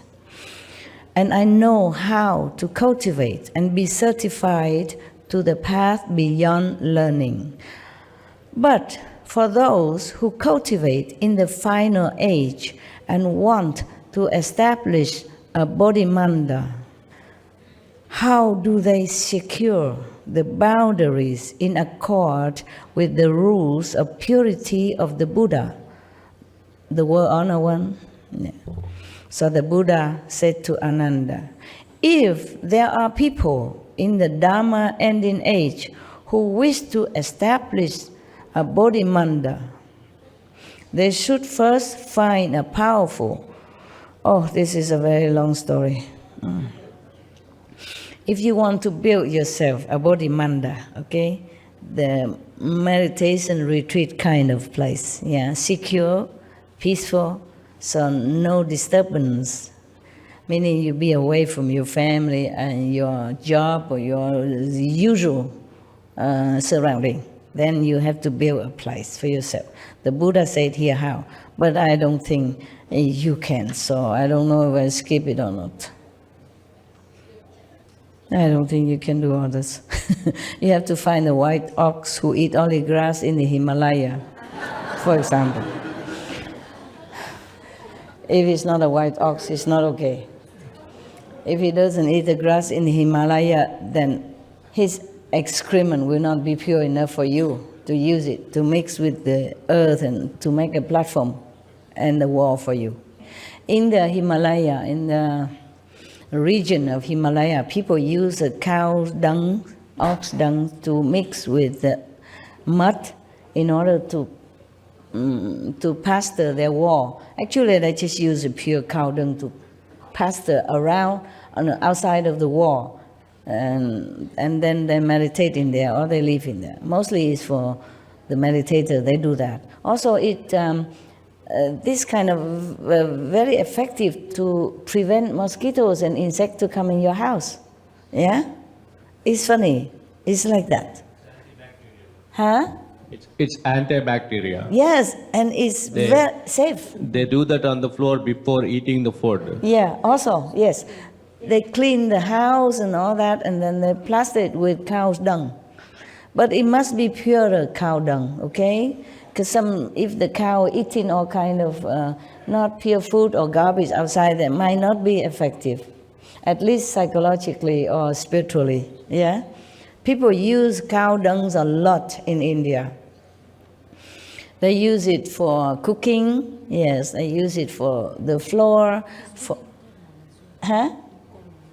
It's good internal as well. Yes. Yes, some people use it to cure their sickness. Yeah, some people catch the cow dung fresh and consume it as well. This is for you, Westerner, and other people. It seems like something you should not do, but that's what they do, and it really helps. Well, at least it helps them. I never tried, so I cannot guarantee to you. You can try and tell me. Yeah. And then they use it to prepare some kind of spiritual initiation platform, and mostly they smear around their house, outside of the wall, you know, inside also and outside, and then they paint it on. Yeah, it's what you said about Gomata, the cow being so pure. Everything from the cow is used. And in Srimad Bhagavad Gita, it's also said that the medicinal purposes, they use it in all medicines because everything from the cow is sacred. Yeah. And it was Lord Krishna's favorite animal. Yeah. So everything they use, the fuel, and the gopis who used to move with Lord Krishna, everything would be with cow dung. Long time ago, I told some of residents, I don't know if it's recorded, I told some of the residents that the cows are from the 5th level. Did you ever heard? Yes. Is it recorded? Yes. Okay. Maybe that's the reason. The Indian practitioners, the pure people, they knew the origin of the cow. Maybe that's why they worship the cows in India. You know that? I mean, most people, not all nowadays. Yes, sir? They're doing organic farming using cow urine. Like they have 10, 15 cows together. Instead of watering the plant, they use cow urine as an organic farming. Yeah, okay. They use many things of the cows and they worship the cows too. When they see the cow, I saw some Hindu people, they go and touch the cow and touch their forehead. They touch the cow's feet and touch their forehead. It's as if you prostrate to the cow's feet. If you touch somebody's feet and touch your forehead, it's a sign of respect. Correct? It is part of a tradition for a woman to, after get married, she actually feeds cow for certain number of days to have safety of the husband. Oh, very good. Wonderful. Wonderful. You see that? So I have always told you that a country, rich or not, materially doesn't matter too much. But spiritually rich, it matters. Yeah? And some people who are not used to the Indian tradition or Tibetan or maybe in Asian tradition, they think what they're doing superstitious. It's not like that. Just because they don't see with spiritual eye what the people are doing or what the animals are or what the trees are. Just like one of your brother, he touched a tree and he fell. These like electric currents or something that respond to him, yeah, in blessing and love. You mentioned about the cow, how spiritual it is. And there's a book that I read many years ago before I knew you. And the book, it's To Know Yourself. And halfway in the book, there was this figure as a cow. And I read it, the whole book. And at the end of the book says, if I see the figure. You seen the figure yourself? And I didn't. No, I didn't. So I went back and read it, and that's when I see it. I see the figure in the book, and probably it was that when you know yourself, you see yourself as the cow. Oh, I see. Understand. Understand? You didn't grow any horn yet, so I don't know if you're a cow or not. Okay. So anyway, the people who know the spiritual dimension of animals or trees, they worship them. And then we, sometimes ignorant, civilized, educated people, thinking, oh, that's just, they worship things, it's not worthy and stuff like that, okay? They worship mountain, river, they all have goddesses in there. The river have gods, the mountain have gods, and they're all blessing people all the time. It's just we don't see it. If you actually see the picture of the cow, there are all the gods and goddesses painted on each part of the body of the cow. That's Indian tradition. See that? And the government of India is banning slaughtering of the cows, and the government already banned animals in the zoo and everything. I saw it in Supreme Master TV. Very good. And Supreme Master is donating money to take care of those people who are suffering. Supreme Master donating? Yes. I donate it. Yes. Just joking. You are it's the Supreme same. Master. We donate it. Okay. Yes, right, $85,000. Thank you, Master. It's okay. No, we should. All of us should do that. Okay? Not just Supreme Master TV. But I do what I can, only one person. All right. Hey. Yeah, tell. They announced officially that in India more people will become vegan. Yeah, of course they should. It was very beautiful. Yeah, Just few India weeks is ago. supposed to be a spiritual country. The most, They should be back to the origin, Originally they were like that. Yes, Master. Most of the NRIs like me who are staying here, who settled in America, they are doing whatever they could do, like constructing the water tanks and providing mosquito-free zones and electricity. And now it has reached to so many people, and people are not waiting for the government to respond. They are doing whatever they could do. And all the political leaders are also mobilizing NRIs. They're actually coming here and asking money from us and taking their money back and showing the accounts properly. It is done, it's not misused. So there's a lot of change and awareness. Very good. Actually, Indians should do that, because Indians are supposed to be the cradle of spirituality. All the masters, mostly from India. And some master went to India to study and then came back to teach their country people. Yeah. There are a lot of Loving Hut restaurants in India, and I was actually doing translation of all these things into my local language, Telugu. So I do not have a job for last 1.5 years. Oh. So after I started doing translation, I got 3 jobs. Oh, So I picked the one most I like most, and with your abundant blessings, my entire family is initiated, and so we are so happy, and all the problems are taken without even asking your help. So I just want to have a question, if with your permission, I want to ask. My son is initiated when he was 11 years old, Yes. so 12 years old. Now he's 16 years old, and he believes you very much, and he does meditation. And recently he has been influenced by the school. He's going to he's in high school. He's going to college next year. So everything he's thinking in terms of scientific reasons, saying, "Oh, vegan diet is not good. Not proteins Oh, are man. not there." And it is because I'm studying well, I'm passing all these exams. Understand. It is not because of master, things like that. And my wife is 100% diligent practitioner, and she is having big fight with him. And so we trying you to don't see. supply him with the scientist evidence and the doctor's evidence from No, America? he does all that. He goes to Google and shows me something. I go to Google and show him something. Then, then the last week, and we had an argument. He got out of the car and he ran away. Then I had to call the police and bring him back, and all kinds of stuff. Oh, let it be. Yeah, should we go easy on him or tough on him? That's what our dilemma is. Let it be, okay? Yeah. Because teenagers, they are Yeah, rebellious in yeah. nature, you know? They hate you for nothing. Right, yes, yes. They do everything against you and they feel cool about Right, that. So yes, let it yes. be. He'll Okay. cool down. Sure, thank you. Okay? It's just sometimes the society is stronger than one family. That's the problem. It's very sad, you know. Sometimes it happens. Don't worry. Let it be, okay? Let me pray for him, meditate for him.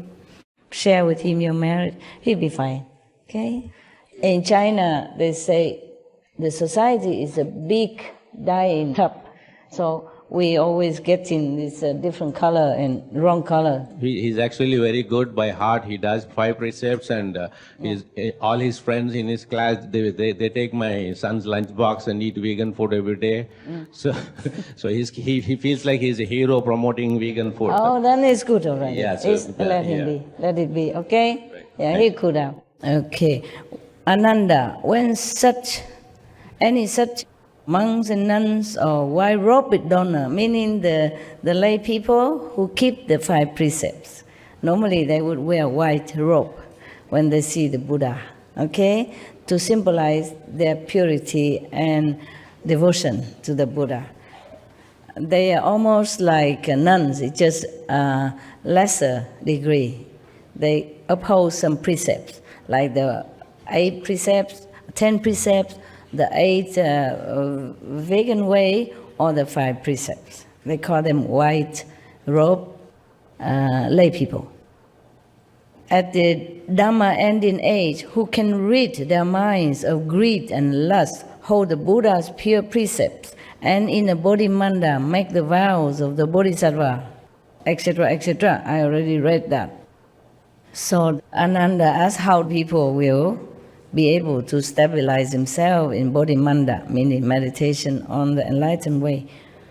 So the Buddha say you have to find the cow dung.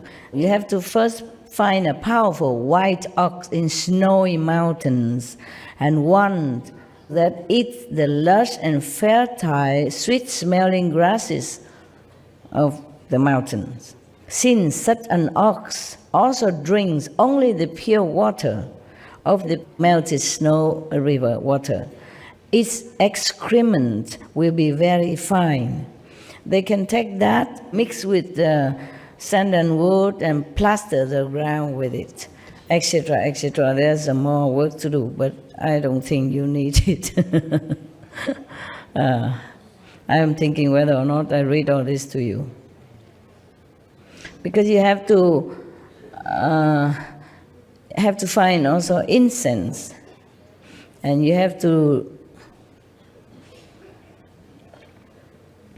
because the Buddha say, if it's not in the snowy mountains, then the ox excrement will stink and cannot be used to smear on the ground. In that case, select a level place, dig down 5 feet or so, and use that yellow earth. Also good. Have to be 5 feet under the surface of the earth, then the soil there will be pure. I don't think I can recommend all this to you because you only want to rely on master power to go to the 5th level. And I think more than that I can't ask you. India is a different place. When people devoted to the Buddha, they really do. And they go to all lengths. And they really want to and they want to become a Buddha and all that. You just want to sit here, listen to me talking with the calendar and clap and happy, go home, do your business as usual and pray to Master, and that's all you can do, I think. And eat vegan, of course. But the rest, I don't think,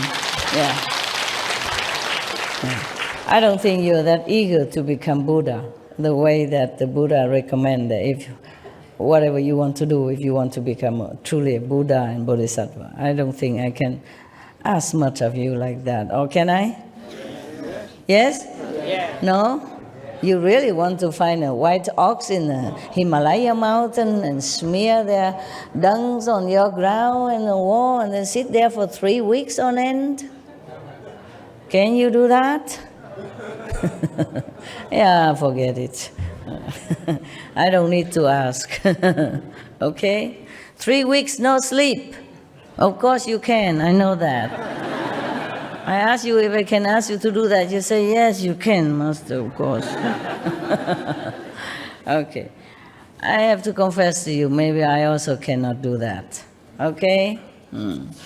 I have different way to reach whatever heavens I want to reach.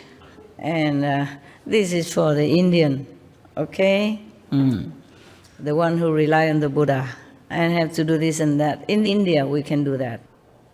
In your country, maybe to find a white ox already difficult, yeah?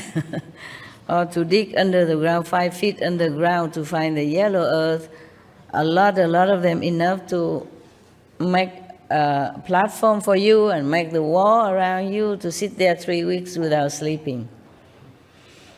Just to talk about 3 weeks without sleeping, and no ox, no whites, no nothing yet. Can you? All right, then I don't read any further. Oh my God. A lot of work here. Nevertheless, just pretend that you have done all the preliminary preparation, you know, with the white ox dungs and with the sweet eating grass and all that first, okay?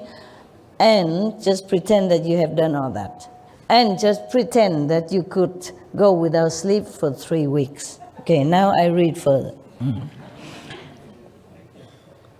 And have you burned a lot of incense, etc., etc. And then the 4 sides of the wall you should suspend flags and flowers, and within the room where the platform located should arrange on the 4 walls images of the third come ones and bodhisattvas of the 10 directions, if you can find all their images. Okay? That is pretend that you already done all the things that you say you can or not can. And then you have to do all that as well. All the Buddha, Bodhisattva on all your walls. And then in the most prominent place, display image of Vairocana Buddha. I don't know if you can find that. And then Shakyamuni Buddha, that you can find. Maitreya Buddha, you can. Amitabha Buddha, you can. In all the magnificent transformation of Kuan Yin Bodhisattva as well, if you can find them. To the left and right, place the Vajra treasury Bodhisattvas. Beside them display the Lord Chakra and Brahma, Akshurma, Blue Diga, as well as Kundali and Bhrukuti and all 4 heavenly kings with Vinayaka to the left and right of the door. All this because you don't find a living master. You study with his disciple or some later generation disciples. If they still have the instruction in their heart to tell you, then because the living master, meaning the Buddha is not there anymore, you have to do such and such and such and such and such and such and such, then you can also become enlightened, and the Buddha will appear to you and bless you to be enlightened. That is that.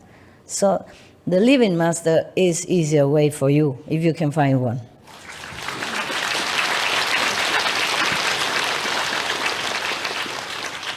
There's some more.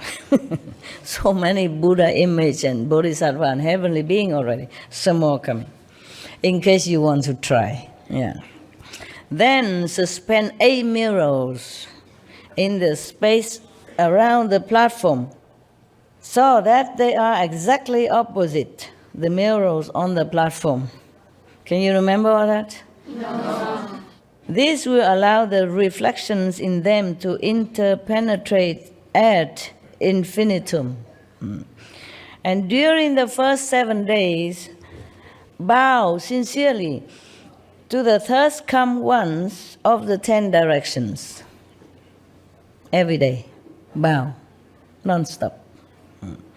To the great bodhisattvas and to the names of the arhats, if you know all of them, okay? If you can find their names in any sutra or by any chance. But that was just almost immediately, a few hundred years after Buddha died, after the Buddha Nirvana.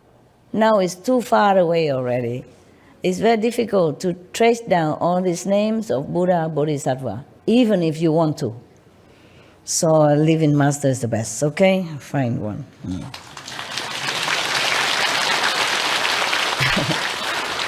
It's just because the living master are the transmitter directly of enlightenment and blessing. After the living master is gone, the energy diminished as days go by, years go by. So you have to find the living pole who still holds this energy of enlightenment and blessing direct from heaven to give it to you. Only if you don't have a lighter that you have to rub the stones together or do whatever, very hard in order to make fire. If you have a match and lighter, do you still need to do that? No, find the matchbox, find the lighter, okay? Check, quick, immediately. You can light the candle with it, make fire with it. Okay. But nevertheless, I read it all to you. I cut some already. It's very cumbersome and a lot of work to do. I just read some parts so that you know already that it's almost impossible. Yeah, you want to become Buddha when you don't have a guru. Well, that's how you have to do. And it's not the end of it yet, okay? That's the first 7 days you have to do that. Now you don't know the name of all the arhats, the name of all his disciples who has become arhat. You don't know them anymore, okay? You don't know the name of Vairocana Buddha, for example. You don't even know where to find his image. At that time when the Buddha almost just left for Nirvana, they still have all this with his disciples or descendants of disciples. So, throughout the 6 periods of the day and night, continually recite the mantra as you circumambulate the platform. Practice the way, this method, with a sincere mind, reciting the mantra 108 times as a stretch. Not just the first day, but continue. All the 6 periods of the day, doing this and that. And then, during the 2nd week, direct your intent by making the vows of a bodhisattva. The mind should never be cut off from them. In my Vinaya, I have already taught about vows in some of his teaching. He talked about how to make vows to become a bodhisattva, okay? If your intention to become a bodhisattva, how much vow you have to make, how resolute you have to make up your mind with. That's why he didn't mention here again, the bodhisattva vows, okay? During the 3rd week, one holds the Buddha's mantra, Bodhala, for 12 hours at a time. Can you do that? Non-stop, okay? With a single intent. And on the 7th day of the 3rd week, the third come ones of the 10 directions will appear simultaneously. Some of you don't do anything like that, and you see the Buddha, the Jesus, even just by sitting after eating the dinner from the public kitchen. So, having transmission from a living master is the quickest way. The lazy people can do it, yeah?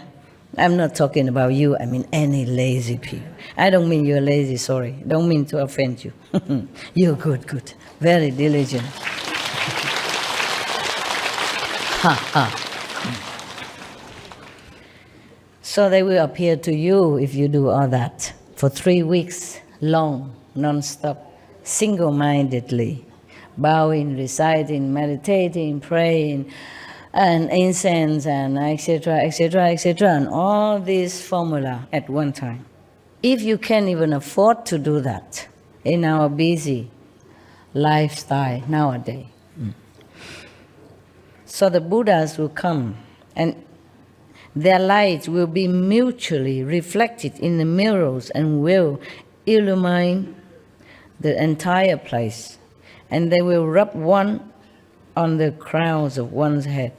Some of you never know anything like this, don't even heard about it, and still have a lot of Buddha's lights you see everywhere. Yeah? Some of you. So, all right, then you know it. If one cultivates this samadhi in the Bodhimanda, then even in the Dharma ending age, one can study and practice until one's body and mind are as pure and clear as Vaidurya. I guess something very pure. What is that in Sanskrit? Vaidurya, you know? Any Indian people? As pure as Vaidurya. Vaidurya is a stone, Master. A stone? Yeah, it's a stone, butt stone. What kind Indian of? butt stone. Oh, is it clear and transparent? It's Yes. like crystal, something like Yes, that? yes. Okay, got that. Thank you. Thank you. Mature state of a diamond. Ah, okay. After the Vaidurya, it becomes a diamond. Oh, yeah. All right. That's cool. You want to ask something so urgently? When I was listening to you at first talk about the different Buddhas and the way to become a Buddha and to go through all of these different rituals, and I was going to say that what you've said, a living master, having you as a master, we can bypass all of these rituals because we can't get to those points anyway. If you can't find all of this, is No, you don't have time. for loose ends. But we have you as a living master, and everybody needs a living master to achieve what we're trying to do. Yeah. And so that was the point. But then you Okay. started touching on these things and cleared that up. All right. Thank you for your opinion. A valuable advice. Thank you. Yeah, that's what it is. Yes. The Indian people, they know this inside out. Every sutra, every book of Vedas emphasize always living master, living master, living master. In those days, the gurus are very few. You can count on fingers. That is why all these procedures are available. Right now, we have the Himalayas is right here. So Except no snow. All right, love. All right, love. I was wondering why you Indian come all the way to Taiwan to find your guru. that's the quality master, not quantity. We have it in India, yes, okay. We don't want to say any comparison, okay? This might be offending. All the gurus should be respected. It depends on your level, you know? If you are not ready to a higher dimension or teaching, then you cannot just blame any master. Master, I was told by the holy man that I met, he told me that he, in his own life, he was fortunate enough to meet 5 enlightened masters. And then when I just spontaneously said, can I meet 5 too? And he closed his eyes and he said, now they're gone, there's only one. He told me very clearly, there's only one. Oh. One, meaning there's only one enlightened, fully enlightened master in the world. Where is that? I guess you. Oh, wow. Wow. Whoever told you that, I want to ask him where. Well, thanks to your master, huh? He is a good one. All right. If you believe that, it's good for you. If you have proof for that, good for you. If you don't have proof for that, don't blame me, huh?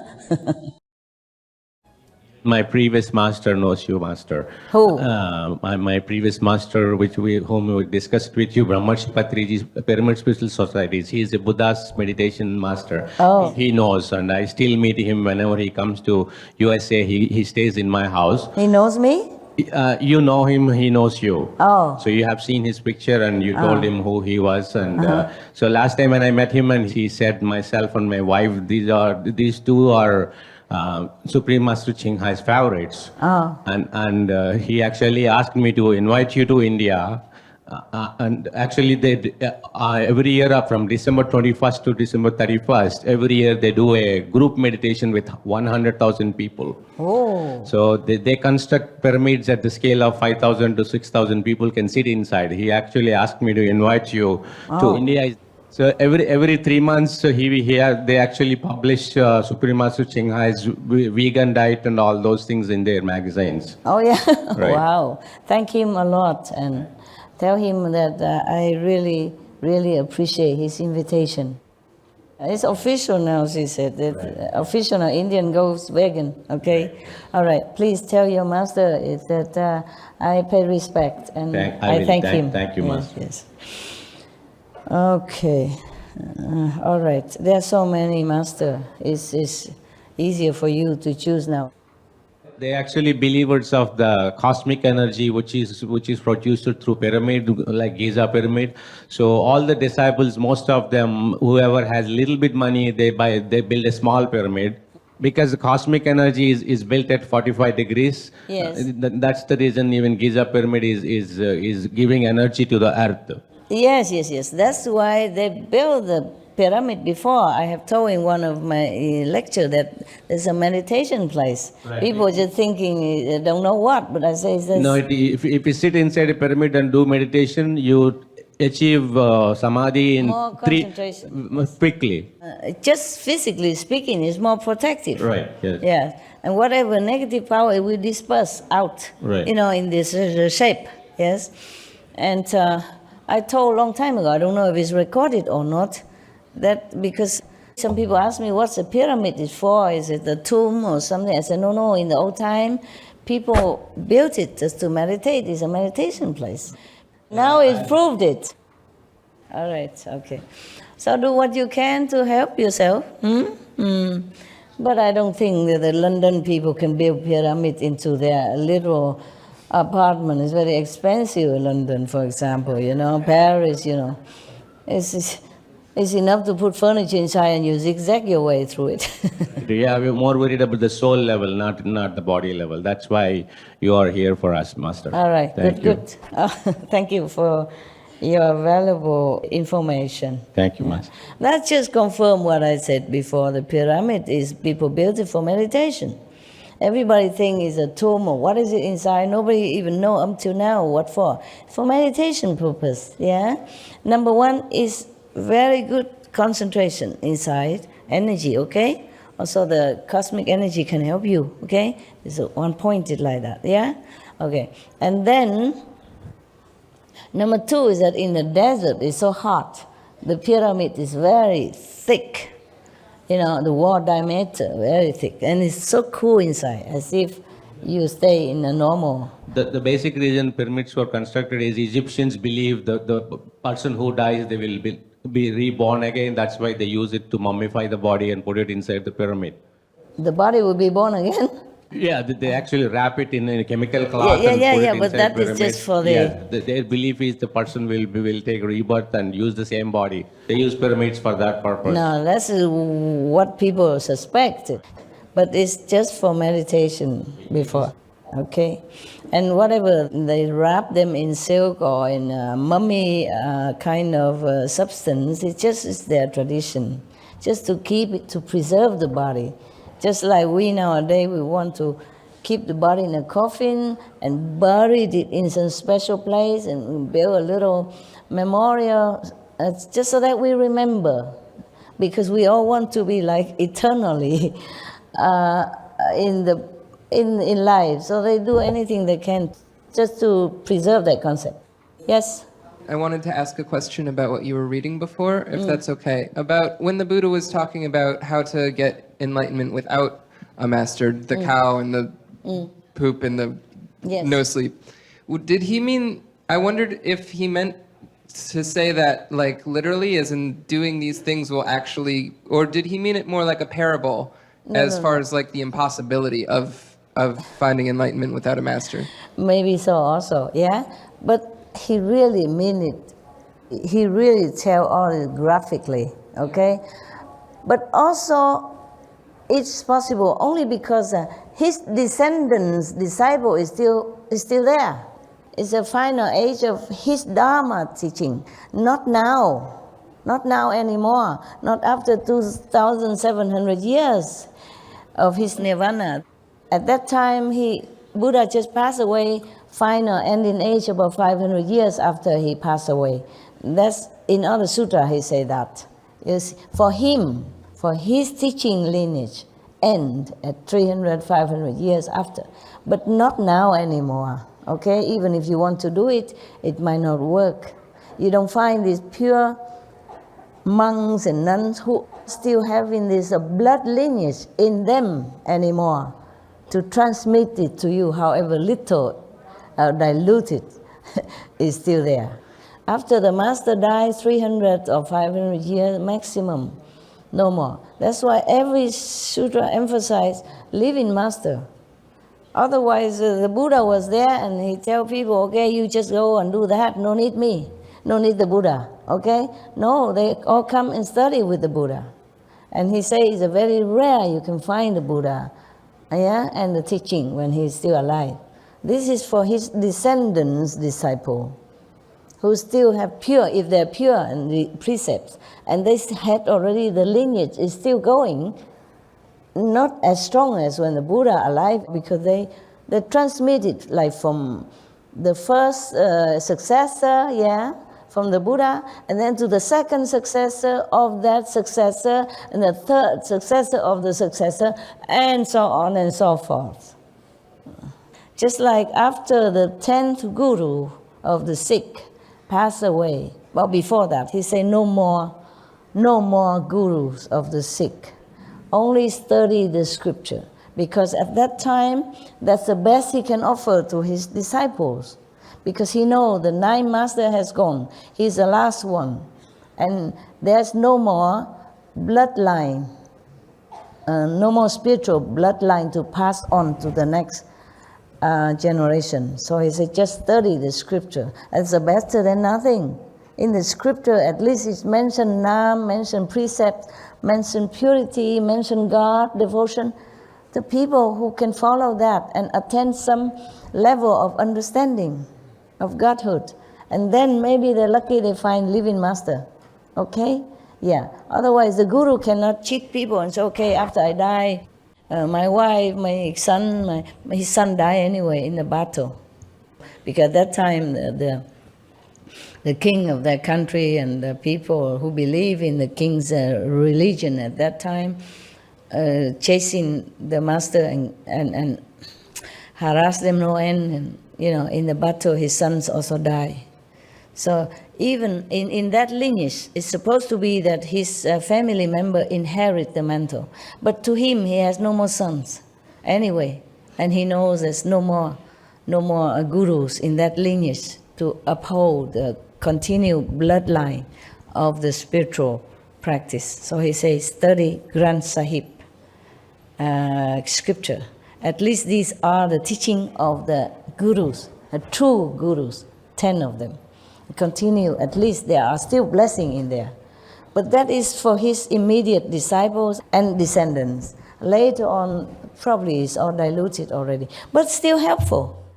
Like people believe in the Buddha, they know they should not kill, they should not steal, at least something to keep them afloat and not go to hell, not to descend into lower level and suffering, okay? If they keep the precept as the Buddha taught, even now, if they don't kill, they don't steal, they don't lie, I mean, normal people, Even if they eat a little meat, but without knowing the vegan stuff, without having hatred or killing instinct in their heart, keep the 5 precepts, they still can be reborn as human, a decent human, have a comfortable life. And if they continue the 5 precepts like that, they will be reborn again as human, decent life, comfortable. So it helps to study the scriptures. And it helps to learn, from the Bible that you have to be good, you have to, fear God and pray to Jesus, etc. It helps them, okay? That's why the 10 guru of the Sikh tell them study Granth Sahib. The Granth Sahib is your guru. What else can he say when he knows there's no more lineage left? But that doesn't mean he stopped there. It could be that one of his disciple or descendants of the disciple continue studying together a little while longer, and it could be that one of the master descended into that lineage afterward, after the 10 guru passed away. And then he became a master, and then continue the lineage in elsewhere, not in his family lineage. You got that? Because it's like this. In that Sikh system, from the first guru to the 10th, it ends there. Why is that? Because one of the family member of the master have a very selfish wish. One of the earliest Sikh master has a daughter, yeah? Okay. The Sikh master, they're married, okay? But they don't indulge in, physical sensation the way normal people do. They just sometimes have a corporal contact so that they can have children, okay? It's just tradition to have children. So they have 2 or 3 children, maybe like that. Once a year or twice a year to be together with wife, nothing more. Now, one of the master has a daughter, okay? She was sitting with him. Even if she's a daughter of a master, she always had to sit lower than the master. Even a wife or the mother of the master always sit lower than the guru, all the time, in India like that. That you're not allowed to sit, it's just tradition. Out of respect, you don't sit the same height as the master, that's all. Okay, so this daughter, she sat on the ground. And the master of the Sikh at that time, earlier master, yeah? Not the 10th, but before that. And then he sat on his bed to meditate, yes. And the daughter was sitting at his feet on the ground. And somehow the bed was old and one of the leg fell off, okay? So she worried the master will be awakened out of samadhi. She used her hand to hold it all night long. But the nails are pinched into her hand, bleeding, but she still holds it. Such a devotion, okay? So in the morning, the master awakes from samadhi, come back to the physical life, body, and then realize what the daughter has done for him.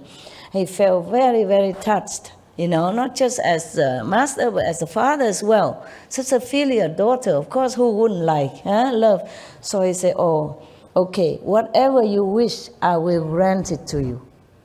Normally, master don't say that to anyone because they just let the disciple develop according to their understanding and karma. The master don't favor any disciple and say, okay, I will grant you wish because I like you.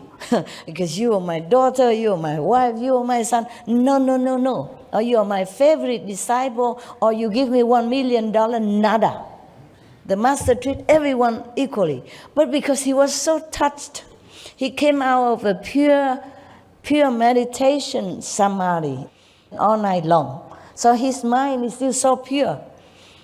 He also forget the rule, yeah? And he was touched by his daughter's devotion. Sit all night with a nail deep in her hand and bleeding, just to keep him in samadhi. Because she knows the master meditate is very important for the disciples, for the world. So she sacrificed, sit like that instead of the leg of the bed. And then the master just saw that and so very touched. He said, okay, whatever wish you have, I will grant it. Master really never says such thing, okay? But it's just a situation like that.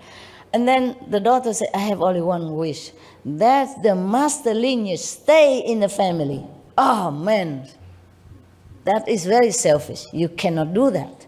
The master lineage should be passed on. The master mantle should be passed on to whoever worthy and enlightened and selflessly devoted to humankind, for all beings. Not because a family member. But the master already promised. So he has to hold it, even though he was aghast as her request. Because he can foresee that this selfish wish will bring bloodshed into the Sikhism. At that time, there was no Sikhism of thirst. Not because the master at that time or the first Guru Nanak never proclaimed any Sikhism, no, nothing. He just go barefoot, go from one place to another, teaching people, whoever can have affinity with him or have wisdom to learn.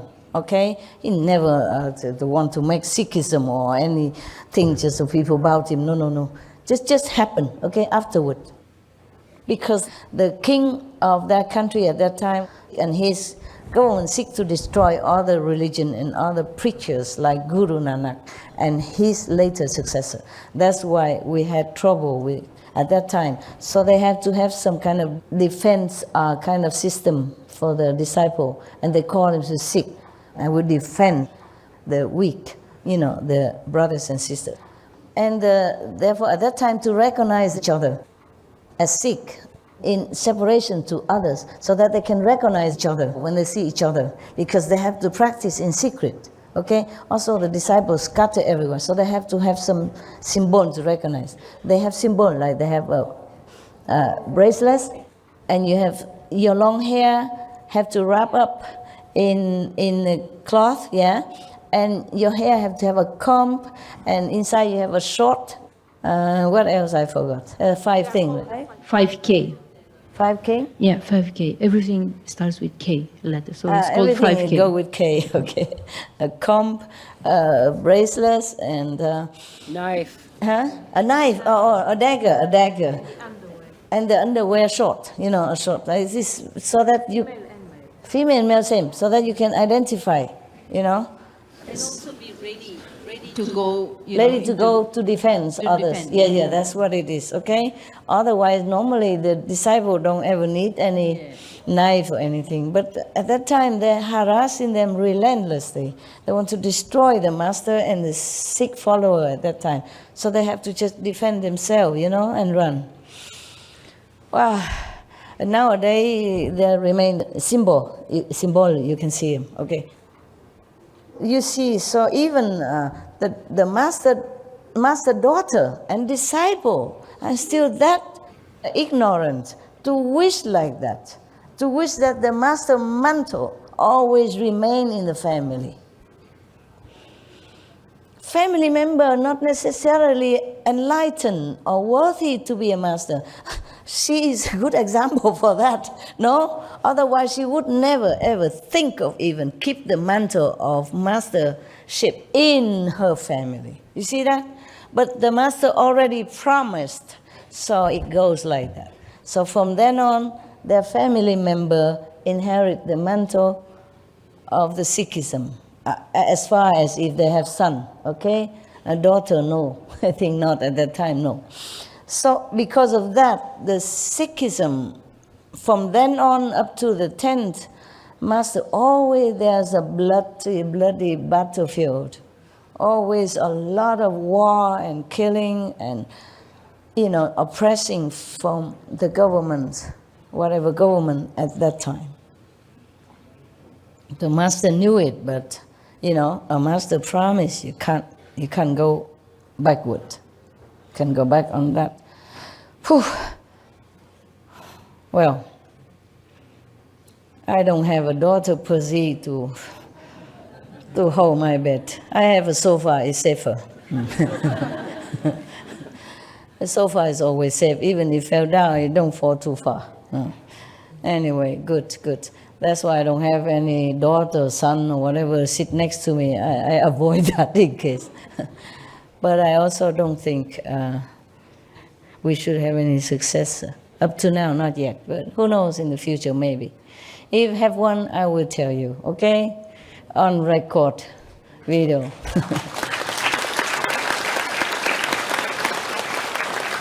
Long years ago, I thought maybe there's one. But then later, because the world changed, the karma changed so much, I don't think it's possible to anyone to handle the matter, up to now. So I have to continue. Okay then. Any more? You want any more stuff?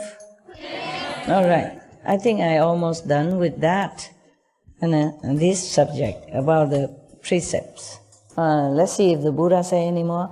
Ananda, if any one of the monks' precept transmitting masters or any one of the other monks practicing with him is not pure, then the Bodhimanda as described will not be successful. Even if you don't sleep for 3 months, even if you're pure, you find all the white cow and the dung and the grass and the whatever you do, more, the Buddha described more work to do, but I thought, it's impossible, so forget that. I just read some for you, and you already think impossible. Okay. Therefore, the Buddha said, even then, if the bhikkhu, the monk who transmitted the precepts to this ever sincere seeker, if he is not pure, then you do. You just work for nothing. It's that difficult. Not just that, okay, I just don't sleep 3 weeks and I find the cow and I do this and do that. As the Buddha said, then I'm fine. Who knows if the bhikkhu give you the precept is pure or not pure? He could do that maybe because he likes to do it, because he thinks he's pure, because he thinks he's worthy. Who knows? Maybe he thought it's not pure. Therefore, even if you have all that from one of the monks, so the other precept to you, you can never be sure. This is the problem.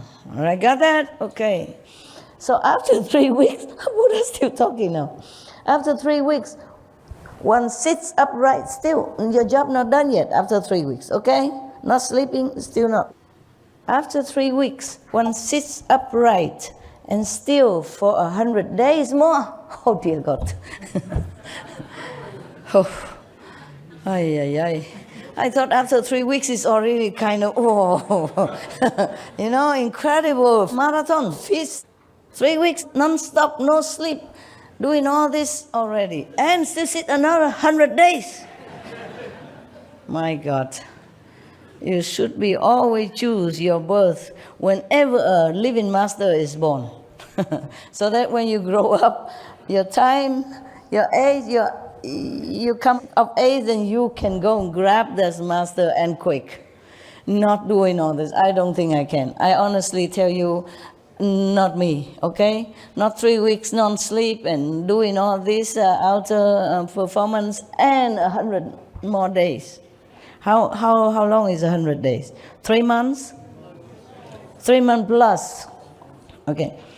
Those with sharp faculties will not arise from their seats and will become Srotapatamabana. Yeah, mean one of the non-return. Okay? Yeah. Although their bodies and minds have not attained the ultimate fruition of sagehood, not yet, not the highest, but already something on the way. Yeah. They know for certain, beyond exaggeration, that they will eventually accomplish Buddhahood. Yeah, they are already on the way after all that in 100 days. You have asked, the Buddha said to Ananda, you have asked how the Bodhimanda is established. This is the way it is done. Ananda bowed at the Buddha's feet and said, after I left the home life, I rely on the Buddha's affectionate regard because I sought erudition. I still have not been certified to the unconditioned, meaning Buddha has not said that he's already, an arhat. Yeah, I told you. When I encountered that Brahma heaven mantra, I was captured by the deviant spell. Though my mind was aware, I had no power to free myself. You understood? No. No, okay. Then I have to use my calendar talk again. What is a Brahma heaven mantra? Ananda went out begging for food. And these prostitute, because they have magical power in their family, okay? She has magical power also. She used a Brahma heaven mantra, meaning that within the three worlds, this is the highest mantra, most powerful. No one can resist. She used that to seduce Ananda. And then he was like, blur and dazed. So he just followed her into bedroom. And then she did what she wanted to do with him until he almost gone. But luckily, because he has been with the Buddha, very close to the Buddha. He was the Buddha's attendant day and night, every day. And he was pure, at least so whenever he was. Yes. And of course, he has been with the Buddha with many incarnations, not just this time. Always being his close attendant or his nearby acquaintance, his family, etc., etc., even in the animals' kingdom. So he remembered the Buddha. Last minute, he prayed, Buddha, please help me. I'm falling. And then the Buddha came. Or he sent. Came and recite other kind of mantra to counter this, to oppose this powerful mantra. Then, of course, Ananda is free and he run back, forget his bowl, food, whatever he want to do, run back. So that's why he said here that when I encounter that Brahma heaven mantra from the prostitute, I was captured by the deviant spell, though my mind was aware, but I had no power to free myself. That powerful. Even a Buddha disciple had to succumb to that power of that spell. Very powerful. Because Brahma heaven is the highest heaven in the three worlds. So if they know that mantra, then I can use it and master it, then no one in the physical body will be able to resist and escape. Lucky for Anand, because he was always with the Buddha, life after life, and always doing good things. With the Buddha or without the Buddha, he was always virtuous, moral, good physical humans, or devas, or animals. So because of that, he can, even in such a dazed situation, mesmerize spirit, he still can remember the Buddha and pray to his master for help. Otherwise, he's doomed, finished. So he's saying, continue. I had to rely on Manjushri Bodhisattva to liberate me. That means the Buddha sent Manjushri immediately there and then free Ananda. So he said, although I was blessed by the third come one spiritual mantra of the Buddha's summit and imperceptibly received its strength, I still have not heard it myself. The Buddha sent Manjushri to bring this Buddha summit mantra, much higher than the Brahma heaven mantra, to free Anand. Yes. Although the Buddha told him that, that because of that mantra for Manjushri, so he's free. But he doesn't hear it yet himself. The Manjushri just went there and do it. But of course, inside, just like you recite the 5 holy names inside, and somebody get benefit. But that person know it because you told him, but he never heard it himself. Okay, so same. Ananda said he has not heard that mantra from the Buddha's summit. Yes. So I only hope that the greatly compassionate one will proclaim it again to kindly rescue all the cultivators in this assembly and those of the future who undergo the turning wheel, so that they may become liberated in body and mind by relying on the Buddha's secret sounds. Now, at that moment, everyone in the great assembly bowed as one together at one, just bow down together, and stood up, waiting to hear the thirst come one's secret divisions and phrases. At that time, 100 brilliant rays sprang from the mouth of the flesh of the crown of the world honor one's head. 1,000 petal precious lotus arose from amidst those rays. Upon the precious flower sat at the thirst come one's transformation. From the crown of that Buddha's head, in turn, 10 beams of light shone forth, each composed of 100 rays of precious light. Every one of those glowing rays shone on lands as many as the sands of the 10 Ganges rivers. While throughout empty space there were Vajra secret traces, spirits, each holding aloft a mountain and wielding a pestle. Just to show their power, don't mean much, okay? At that request, of the Buddha, a secret mantra, all the Vajra God, those who uphold, guarding the Dharma and all those, they already standing ready, each one holding a mountain and a pestle. It's just their position, ready to protect the Dharma, to protect the Buddha's secret teaching, okay? So they're all ready. The great assembly, gazing upward, felt fearful admiration and sought the Buddha's kind protection. Because when the Buddha protectors are ready in their position, they can destroy anything. Anyone who is not pure, anyone who has a bad intention towards the Buddha or the Buddha's teaching, they are ready. That's why they hold the mountain and pestle, ready to crush anyone, any being who is not respectful, who's not pure. Because this is a very sacred, secret mantra. And the Buddha used that to rescue Ananda and also maybe in the future being. That's why they're all ready to protect it. Yeah?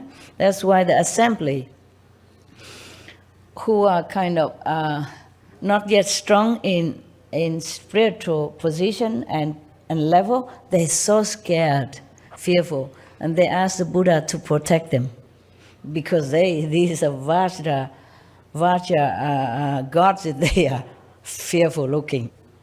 Now holding big mountain and pestle ready to attack anyone or crush anyone. So the assembly, not just monks and nuns or bodhisattva, but the assembly with the dragon and those ghosts and demons and all that good ones, and they're still fearful because they know they're not up to anything, up to any standard to protect themselves. In case the Vajra gods want to crush them, because they look too fearful, so big and giant, holding big mountain and pestle, and it's not a small one like the golf stick, yeah, big, and mountain holding, ready. So they seek the Buddha's protection, and single-mindedly they listen as the thirst come one in the light at the invisible appearance on the crown of the Buddha's head, proclaim the spiritual mantra. That spiritual mantra is more than 10 pages long. From 173 to 191. How much is that? More than 10 pages for sure. Yeah, I was right. You don't need it, okay? Number one, you have your protection, okay? You have your master power protection. Number two, it is translated.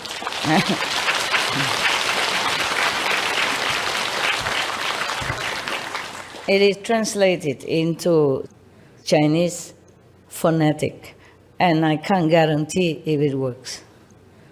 It might work if you're really sincere, of course, but it's 20 pages long. If you keep reciting it, maybe it works. You want me to recite it? No need, huh? Okay.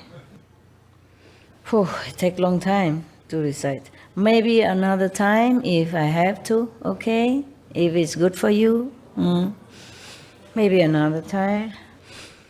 I will ask the Buddha whether or not I have enough power to recite it for you. Okay? Not just the words, but you have to have this kind of inside power to recite it. Even if it's translated into just phoneticized Chinese. Got that? Okay. All right. The Buddha praised this secret mantra. Okay? Very, very much. But I think we end it here now. Tomorrow we continue. But maybe with the mantra, maybe not.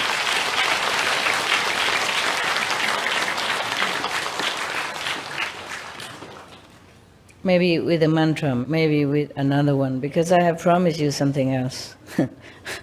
I didn't promise a mantra.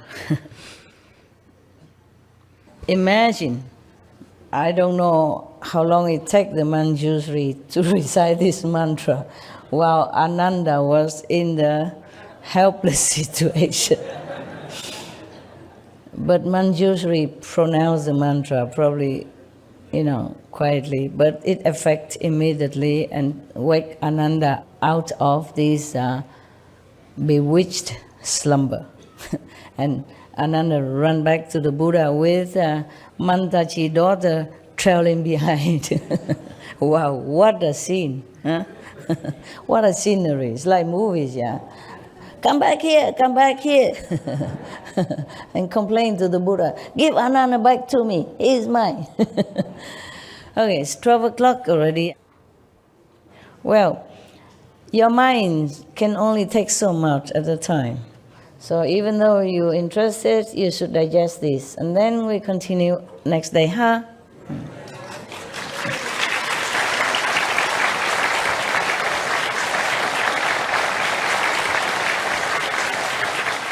Tonight I will sleep in a tent like you. I will enjoy it. Fresh air,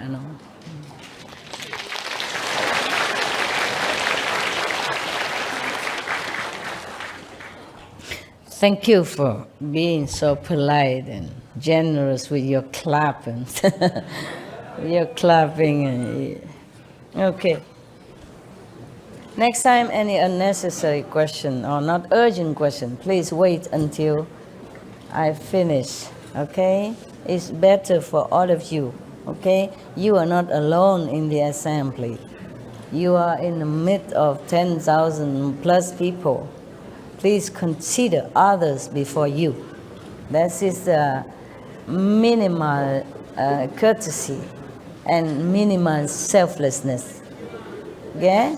And if you listen to the teaching of the sage, even from by time gone, it's good for you, okay? Instead of just thinking of one single question, which it wasn't that important, wasn't really necessary to us in the middle of that. You should respect the Buddha teaching and continue listening. That's the best, okay? If any question, there is time to ask, okay? Anything to do with the subject is better. To keep it, the energy, clean, pure, concentrated, and blessing flowing. Huh? Next time, remember that, all of you, okay? A good night.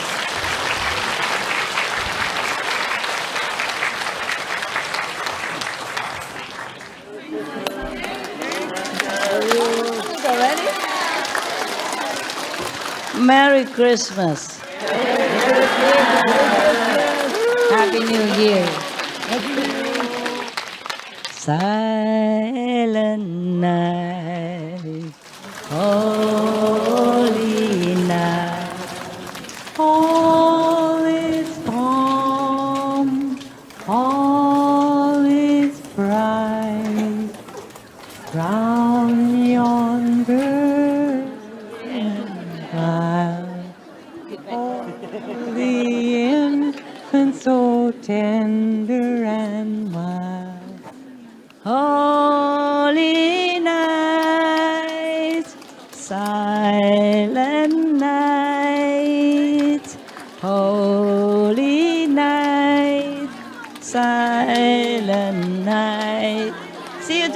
Okay?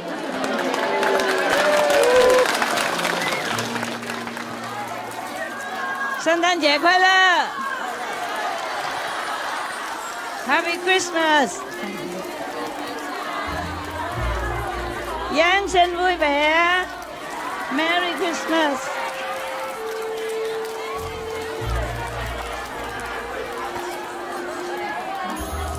Love you Ai nè Love, love, love, love Love you Love you, love you Love you Love you so much Merry Christmas Merry Christmas Happy New Year Merry Christmas Happy New Year Giáng sinh vui vẻ Frohe Weihnacht Joyous Noel Joyous Noel Joyeux Noel Frohe Weihnacht Merry Christmas Giáng sinh vui vẻ Năm mới mình giỏi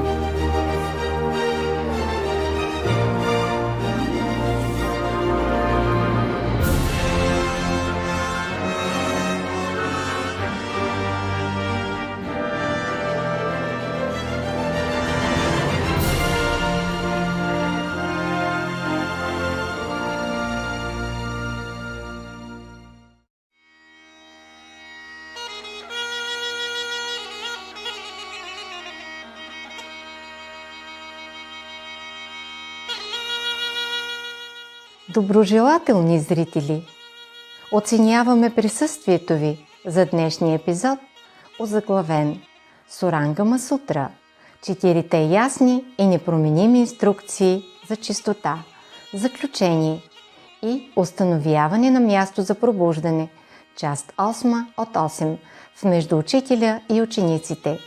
Моля, останете с Supreme Master Television за още позитивни предавания.